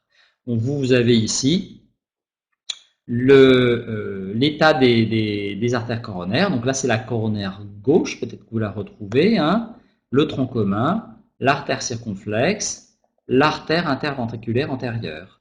La coronographie permet de juger de l'état des artères coronaires, mais elle permet également de connaître les pressions à l'intérieur du ventricule gauche, donc les pressions internes au cœur, pression de remplissage. On peut calculer la fraction d'éjection, voir s'il y a des morceaux qui fonctionnent moins bien, voir également s'il y a des valves qui fonctionnent moins bien. Clairement, pour ces derniers éléments, c'est plutôt l'échographie qui est utilisée, mais rien n'empêche d'utiliser également le temps coronographique pour juger des valves, du fonctionnement cardiaque et des pressions qui règnent à l'intérieur du cœur.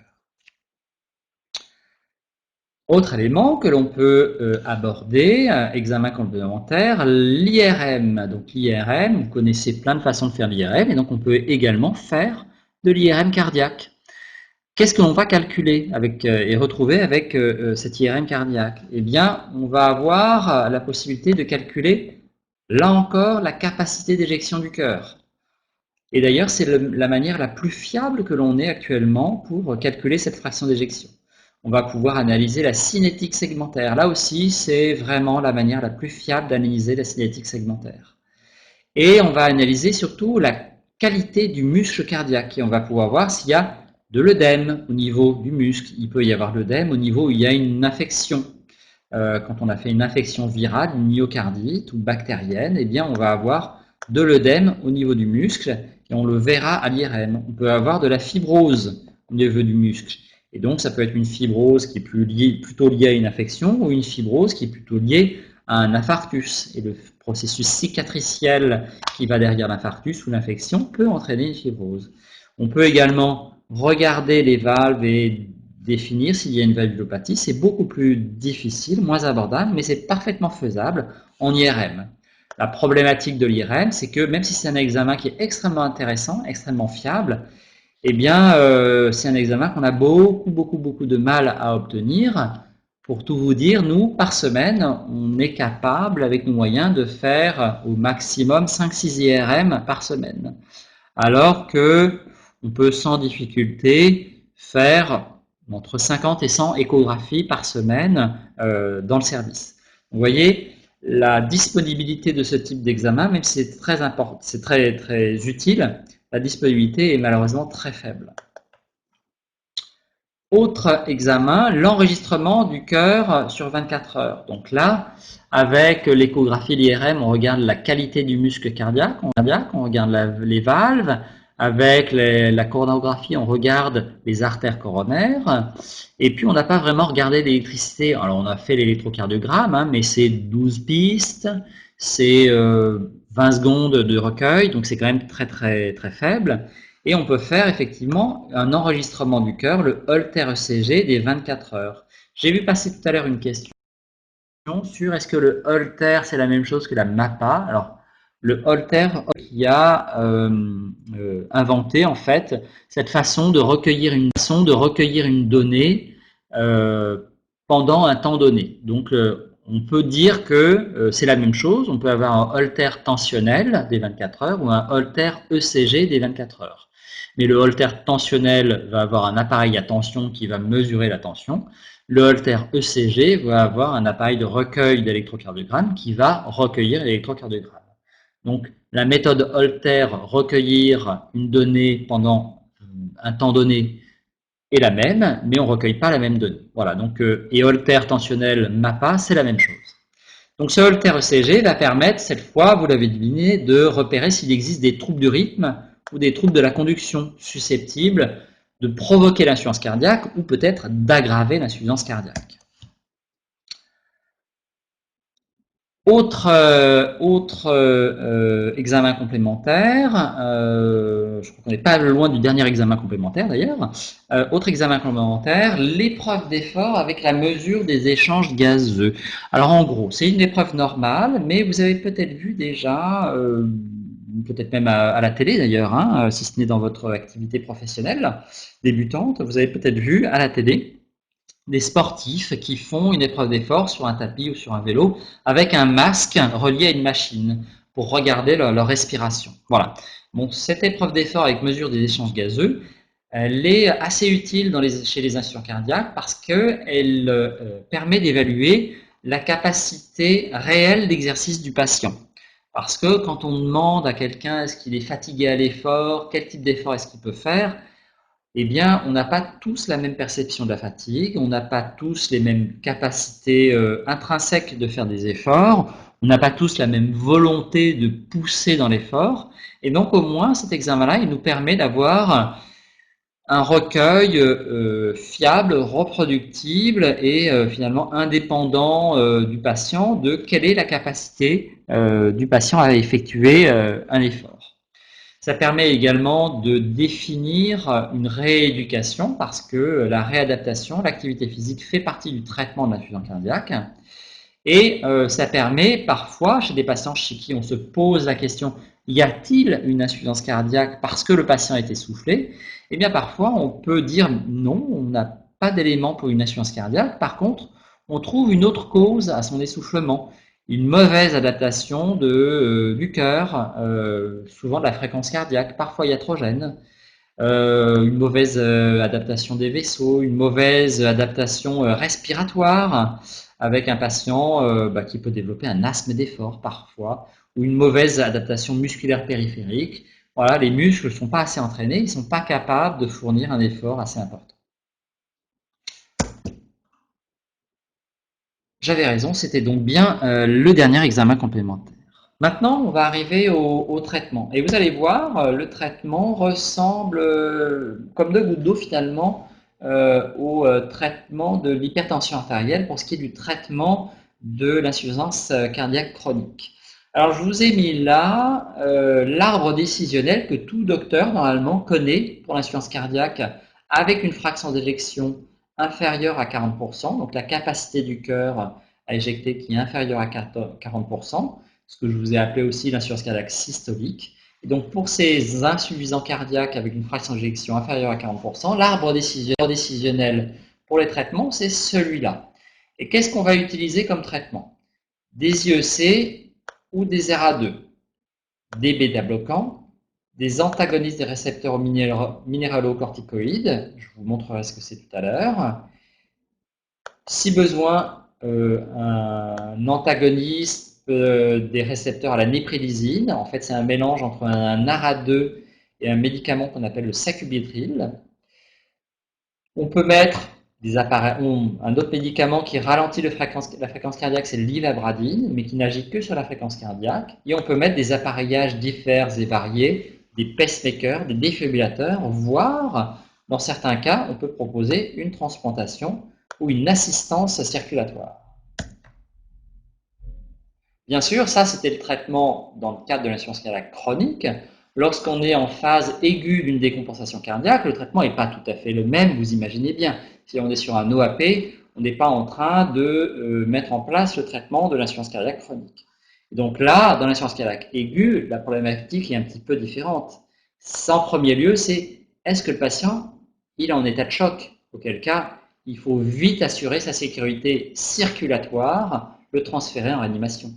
Est-ce qu'il est en défaillance respiratoire très très aiguë? Auquel cas, là aussi, il faut assurer sa sécurité respiratoire et assez souvent l'adresser en réanimation. Et puis, il faut très vite essayer de retrouver quels sont les facteurs déclenchants, parce que pour certains facteurs déclenchants, il faut avoir une action immédiate. Je pense par exemple à un accident cardiaque aigu qui arrive en décompensation parce qu'il fait un infarctus du myocarde. Dans ce cadre-là, l'infarctus du myocarde, il faut le traiter de manière aiguë en même temps que l'insuffisance cardiaque aiguë. Même chose pour une hypertension artérielle sévère, on va devoir traiter l'hypertension de manière aiguë en même temps que l'insuffisance cardiaque. Même chose par l'arythmie ou l'embolie pulmonaire, où là en tout cas il va falloir le traiter de manière concomitante. Donc vous voyez, il faut procéder par étapes. Le patient nécessite de la réanimation pour une raison circulatoire ou respiratoire. A-t-on un facteur déclenchant devrait être traité de manière immédiate et derrière on peut mettre en route le traitement.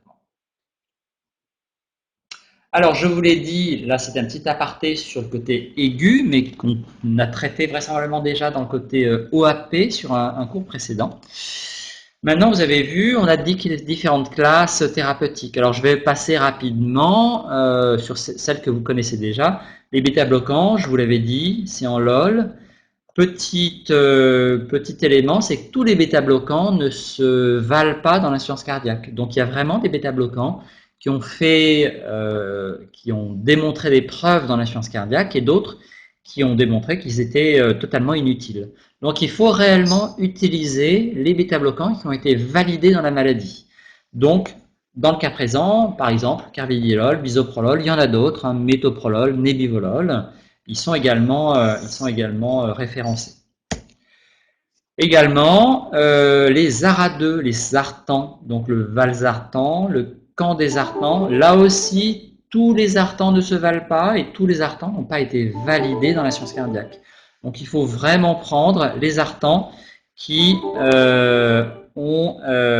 sont présents. qui ont été validés pour l'insuffisance cardiaque. Les IEC maintenant, les inhibiteurs de l'enzyme de conversion, ramipril, enalapril, trandolapril, là aussi, tous les IEC n'ont pas tous été validés pour l'insuffisance cardiaque, donc il faut veiller à prendre les médicaments qui ont été validés dans la pathologie. Les ARNI, enfin l'ARNI, puisque c'est une classe thérapeutique qui n'a qu'un seul représentant, en fait c'est un savant mélange de valsartan, qui est un zartan, et de sacubitril, qui est un médicament qui empêche la dégradation du BNP, qui est ce marqueur de l'insuffisance cardiaque. Et donc cette association sacubitril-valsartan, les deux molécules sont mélangées et ne forment plus qu'un. En fait, en plus de l'effet du zartan, qui est indiqué dans l'insuffisance cardiaque, il empêche également la dégradation du BNP. Et le BNP, c'est un peptide qui est natriurétique, donc il favorise l'élimination de l'eau et du sel, ce qui est plutôt bénéfique pour le coup dans l'insuffisance cardiaque. Donc ce sacubitril-valsartan, il provoque une vasodilatation, il provoque une baisse de la volémie. Les effets indésirables, ça peut être l'hyperkaliémie du zartan, l'insuffisance rénale aiguë du zartan, l'hypotension, l'angiodème. D'ailleurs, je ne vous en ai pas parlé pour l'IEC, mais l'IEC peut donner un angiodème. Je reviens en arrière, mais je crois que... Ah si, si, c'est bien marqué, excusez-moi. C'est juste que j'ai oublié de le dire, ou j'ai oublié que je l'ai dit. Donc l'angiodème peut apparaître sous ARNI, et c'est principalement par l'intermédiaire du sacubitril en fait que ça apparaît. Je vous avais dit que je vous parlerai des ARN, donc des antagonistes des récepteurs aux minéralocorticoïdes. Donc c'est des molécules qu'on avait vues mais que je n'avais pas vraiment présentées au moment de l'hypertension artérielle. Et c'est des molécules qui ont un fort niveau de preuve dans l'insuffisance cardiaque. Les deux représentants sont la spironolactone et l'éplérénone. J'ai mis des points de suspension, il en existe d'autres, mais dans la réalité, ils ne sont pas vendus en France, les autres. Donc vous avez vraiment, de facto, que la spironolactone et l'éplérénone. Le mécanisme, eh bien, là aussi, ça empêche la recapture du sodium au niveau des tubules rénaux. Ça augmente la recapture du potassium. Ça a un effet vasodilatateur, ça baisse un petit peu la volémie. Et ça a un effet surtout neuro-hormonal par l'antagonisme de l'aldostérone. Donc, l'aldostérone qui est une hormone qui a tendance à provoquer également de la fibrose au niveau des vaisseaux et des muscles cardiaques. Et ça a aussi un effet à long terme sur la qualité du muscle cardiaque. D'ailleurs, comme les IEC, comme les ARA2. Les effets indésirables, on a vu plein de médicaments qui donnaient de l'hypercalémie, et donc là aussi, ça peut donner des hypercalémies, ça peut donner de l'insuffisance rénale aiguë, ça peut donner des hypotensions, sachant qu'à faible dose, jusqu'à 25 mg, ça ne donne quasiment jamais d'hypotension. Et fait particulier pour la spironolactone, ça peut donner des gynécomasties. Ça se voit moins chez les femmes parce que les femmes sont moins gênées par les gynécomasties, mais par contre, ça se voit régulièrement chez les hommes, et notamment pour les doses les plus élevées, jusqu'à 50 mg de spironolactone ou de spironolactone, pas d'éplérénone, pardon. Eh bien, on peut avoir voilà, des hommes qui ont les seins qui poussent, qui ont une vraie poitrine qui apparaissent, et en plus, cette poitrine est douloureuse par stimulation des glandes mammaires. C'est partiellement régressif à l'arrêt du traitement, c'est-à-dire que quand la gynécomastie n'est pas très importante, eh bien, ça diminue effectivement. Quand elle est très importante, très développée, malheureusement, ça ne disparaît pas. Dernier médicament, l'ivabradine, que vous aviez vu un petit peu en bas à droite du schéma nous montrant l'escalade thérapeutique. Donc c'est un inhibiteur des canaux IF. Donc le canal IF, il est au niveau du nœud sinusal. Ça a une activité électrique seule. Et ce que cela permet, ça permet de diminuer la fréquence cardiaque. Ça peut être indiqué chez l'insuffisance cardiaque si on n'arrive pas assez à diminuer la fréquence cardiaque avec les bêta-bloquants. Les effets indésirables, ils sont attendus. C'est fréquence cardiaque trop basse. Quand elle est vraiment très très basse et qu'il y a des pauses, dès 5 ans. Autre traitement, la digoxine, c'est de moins en moins utilisé. En gros, ce que cela fait, c'est que ça diminue la fréquence cardiaque, ça a un effet chronotrope négatif. Alors, Il est dit que ça a un effet inotrope positif, donc qui augmente la contraction du cœur. Honnêtement, c'est extrêmement faible et bon, voilà, c'est vraiment très faible. Donc le principal avantage, c'est que ça diminue la fréquence cardiaque, mais ça ne la diminue que lorsque l'on est en fibrillation auriculaire. Donc il faut être en fibrillation auriculaire, il faut avoir un rythme cardiaque en fibrillation auriculaire pour que ça diminue cette fréquence cardiaque. Sinon, ça ne va pas marcher.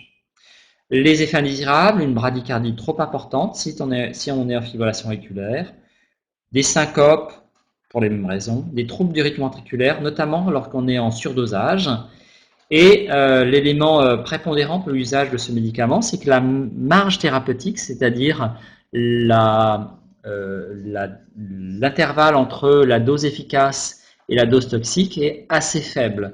Donc c'est un médicament qu'on peut utiliser, mais c'est vrai qu'il est de moins en moins utilisé, il faut bien l'avouer, principalement pour ces raisons.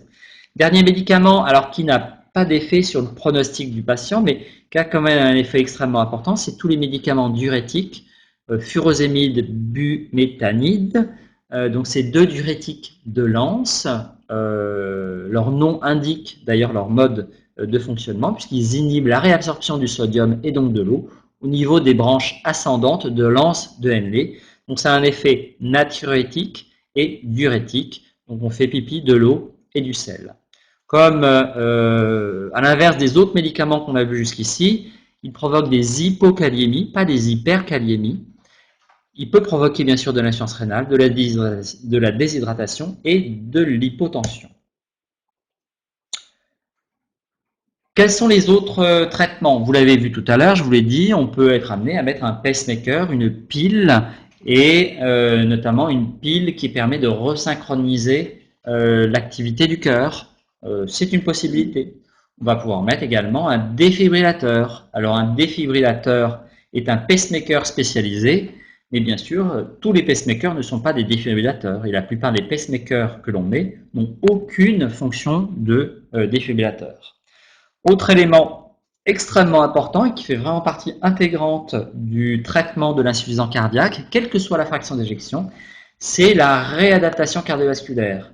Et avoir une activité physique adaptée, eh bien c'est extrêmement important pour les patients et ça leur permet, sous contrôle médical, de pouvoir reprendre une vie normale, de pouvoir reprendre une autonomie une fois repartis dans une vie, on va dire civile, hors de l'hôpital et hors des secteurs de réadaptation.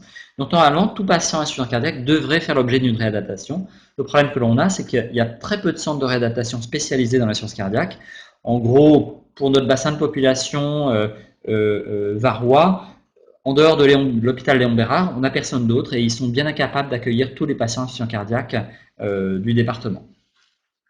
L'éducation thérapeutique, et là vous êtes partie prenante dans ce tableau d'éducation thérapeutique, ça permet d'améliorer l'adhérence du patient. Et donc quand on améliore l'adhérence du patient à la prise en charge de la maladie, par définition on améliore également son observance à cette prise en charge, donc son observance aux règles hygiéno-diététiques et au traitement. Je vous l'avais dit, la transplantation est une possibilité, c'est une possibilité de dernier recours, mais c'est une possibilité, de même que l'assistance circulatoire est une possibilité. Je vous ai mis d'ailleurs ces petites images. Vous avez à gauche un système d'assistance circulatoire qui est le système HeartMed, dont vous avez des batteries sur les colletés qui sont pris comme des coltes. En fait, c'est plutôt un gilet, comme un gilet de chasse. Les batteries sont relayées à un boîtier de contrôle avec le fil qui va à la batterie et le fil qui va à la turbine. Et il y a une turbine qui est implantée à la pointe du cœur et qui est là pour aspirer le sang de l'intérieur du cœur jusque dans la aorte.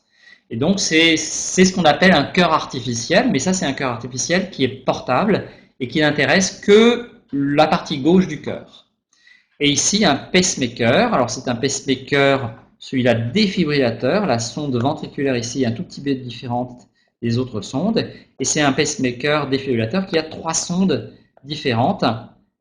C'est-à-dire qu'on en met un dans le ventricule droit, un dans les veines coronaires, donc proche du ventricule gauche, et un dans l'oreillette. Cette sonde-là permet de faire la défibrillation et la stimulation du cœur. Cette sonde-là du ventricule droit. Cette sonde-là permet de faire la stimulation du ventricule gauche. Cette sonde-là permet de faire la stimulation de l'oreillette. Et on a 2 sondes, une par ventricule, pour que les 2 ventricules se contractent en même temps, parce que chez certains patients, la contraction du cœur est très désynchronisée. Eh bien, écoutez, je vous remercie. Bon, je termine avec 2 minutes de retard, mais si vous avez des... Moi, je suis disponible, 10 petites minutes pour revoir avec vous les questions, si vous avez des questions, et je suis sûr que vous en avez. Alors, une question à l'instant. Ma question va peut-être être bête, mais est-ce que c'est étanche? J'imagine que c'est la circulation, c'est le cœur artificiel. Excusez-moi, donc il n'y a pas de question bête. Bien entendu, c'est étanche. La turbine est étanche. Elle est là pour amener donc le sang du ventricule à l'aorte, et les connexions dans le ventricule et les connexions dans l'aorte sont bien sûr suturées avec des tissus spéciaux et sont étanches. Et ça n'empêche pas que le cœur peut éjecter une partie du sang du ventricule vers l'aorte directement, passant par la valve aortique.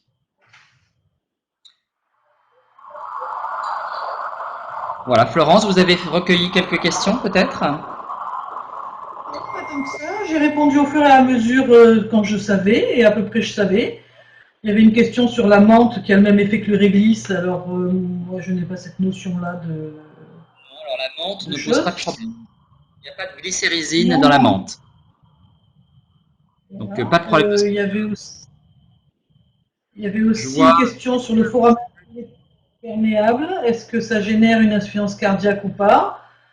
Alors non, le foramen ovale perméable ne génère pas d'insuffisance cardiaque, mais la communication interauriculaire, donc le foramen ovale perméable, c'est le septum interauriculaire qui a un petit trou, et en fait c'est une malformation qui fait que le foramen ovale, dans le ventre de la maman, le bébé a toujours un foramen ovale perméable. Et en fait, c'est 2 petites languettes qui sont séparées, qui forment le septum interauriculaire, et ces petites languettes, elles flottent. Et donc, elles permettent le passage du sang d'un côté comme de l'autre. C'est ce qu'on appelle le foramen ovale. Normalement, ça se ferme à la naissance, et chez un certain nombre de patients, 5% des patients à peu près, ce foramen ovale ne se ferme pas complètement ou pas du tout, et donc il y a une perméabilité. Mais ça ne provoque pas d'insuffisance cardiaque. Par contre, il y a des gens qui ont une communication interauriculaire, donc là les membranes, elles n'existent pas, ou elles sont tellement courtes qu'il y a un gros trou entre les oreillettes, et ça peut provoquer de l'insuffisance cardiaque droite cette fois, pas gauche, mais droite pure.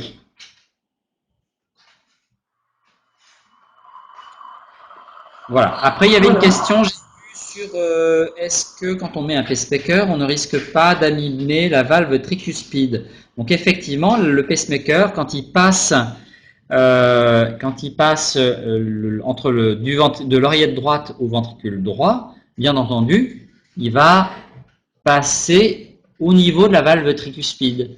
Alors c'est des sondes qui sont assez souples et qui normalement ne vont pas léser la valve tricuspide. Mais il y a toujours un risque, quand on fait cette procédure, d'embrocher cette valve tricuspide, de l'abîmer au passage. Avec le matériel moderne, ça reste quand même extrêmement rare, mais effectivement, c'est quelque chose d'important. Il faut faire attention à cette valve lorsqu'on met ce type de matériel.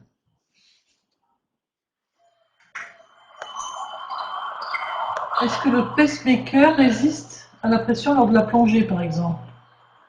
Alors, le pacemaker n'a aucun problème pour résister à la pression lors de la plongée. Je vous rappelle que ce qui est compressible, c'est les gaz. Et donc, comme il n'y a aucun gaz dans un pacemaker, que c'est que du solide, vous pouvez le comprimer autant que vous voulez, même à 1000 mètres sous la mer, ça ne posera aucun problème. Voilà. Et puis, est-ce que la séance circulatoire gênante pour le patient, est-ce qu'elle est mise seulement en dernier recours? Bien entendu, c'est franchement gênant. Il faut s'imaginer donc que le fil électrique, déjà on doit toujours porter ses batteries sur soi, parce que pas de batterie, pas de turbine, pas de débit cardiaque, et pas de débit cardiaque égale décès du patient. Donc, on doit toujours avoir ses batteries, avoir la possibilité de recharger ses batteries. Les autonomies sont d'une 12aine d'heures, donc on ne va pas bien loin avec ses batteries, hein. On a un fil électrique qui est à peu près au niveau xiphoïdien, donc en bas du sternum, vers l'estomac, et qui va rejoindre la turbine. Donc ce fil électrique, eh ben, c'est une porte d'entrée pour les infections. Et puis, oui, on n'a pas tout à fait une vie normale, hein, c'est le moins qu'on puisse dire. Mais ce type donc ces deux derniers recours, c'est soit en attendant une transplantation cardiaque, soit chez des gens chez qui on ne peut pas faire de transplantation ou proposer de transplantation. Ça peut être un définitif, c'est-à-dire que ça peut être la solution pour eux. On va leur mettre une assistance cardiaque définitive et leur vie va se faire avec cette assistance cardiaque. Ça arrive souvent, quand vous en avez beaucoup? Il y en a assez peu, je crois qu'il y en a une vingtaine par an qui sont mis en place. Alors c'est mis en place uniquement sur la Timone, hein. Même sur Nice, je crois qu'il n'y en a pas. Donc c'est uniquement la Timone, enfin pour notre bassin de population. Bien sûr, il y a plein d'autres endroits qui en mettent, hein, mais voilà, il y en a quelques dizaines par an qui sont mis en place. Même chose pour les transplantations, il y en a quelques dizaines par an. Ok, est-ce que vous avez d'autres questions? Ça augmente l'espérance de vie de combien de temps? Quand on met en place, alors la transplantation cardiaque, la durée du greffon est à peu près d'une dizaine d'années. Maintenant, la durée du greffon, c'est une dizaine d'années pour les gens qui survivent à la transplantation et à la phase post-opératoire, on va dire les 3 premiers mois de la transplantation. Et là, on a un taux de décès qui est de l'ordre de 10-20% dans les premiers mois de la transplantation. En fait, ça dépend un peu.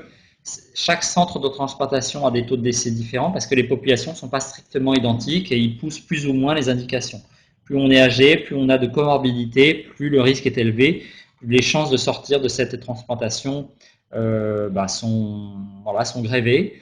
C'est d'ailleurs pour ça qu'on ne va pas transplanter des gens très âgés parce que eux, on sait que certes le greffon il pourrait tenir, mais le patient ne tient pas en fait. Allô? Oui, est-ce que le patient sera à nouveau transplanté dans ces cas-là, après les 10 ans? Il peut y avoir des retransplantations, tout à fait. Il peut y avoir des retransplantations. Et, la même question pour l'assistance circulatoire. Alors c'est plusieurs années. On n'a pas beaucoup de chiffres avec des très longues durées de suivi parce que l'assistance circulatoire, là, tel qu'on l'utilise actuellement, ça a 10 ans, donc c'est un peu juste pour l'instant pour vraiment avoir d'énormes populations et dire, voilà, ça dure 10 ans, 20 ans. Mais en tout cas, ce qu'il y a de sûr, c'est que pour des gens qui ont une chance de survie de l'ordre de quelques semaines ou quelques mois, avoir une vie de plusieurs années derrière, clairement, c'est plutôt un bénéfice, à condition que la qualité de vie soit correcte. Mais dans l'immense majorité des cas, on sélectionne les patients avec cette idée-là que vraiment, il y aura un bénéfice à tirer.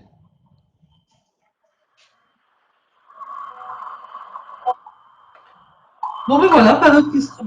Écoutez, merci beaucoup. Vous n'oubliez pas de me renvoyer le contrat signé Ça va.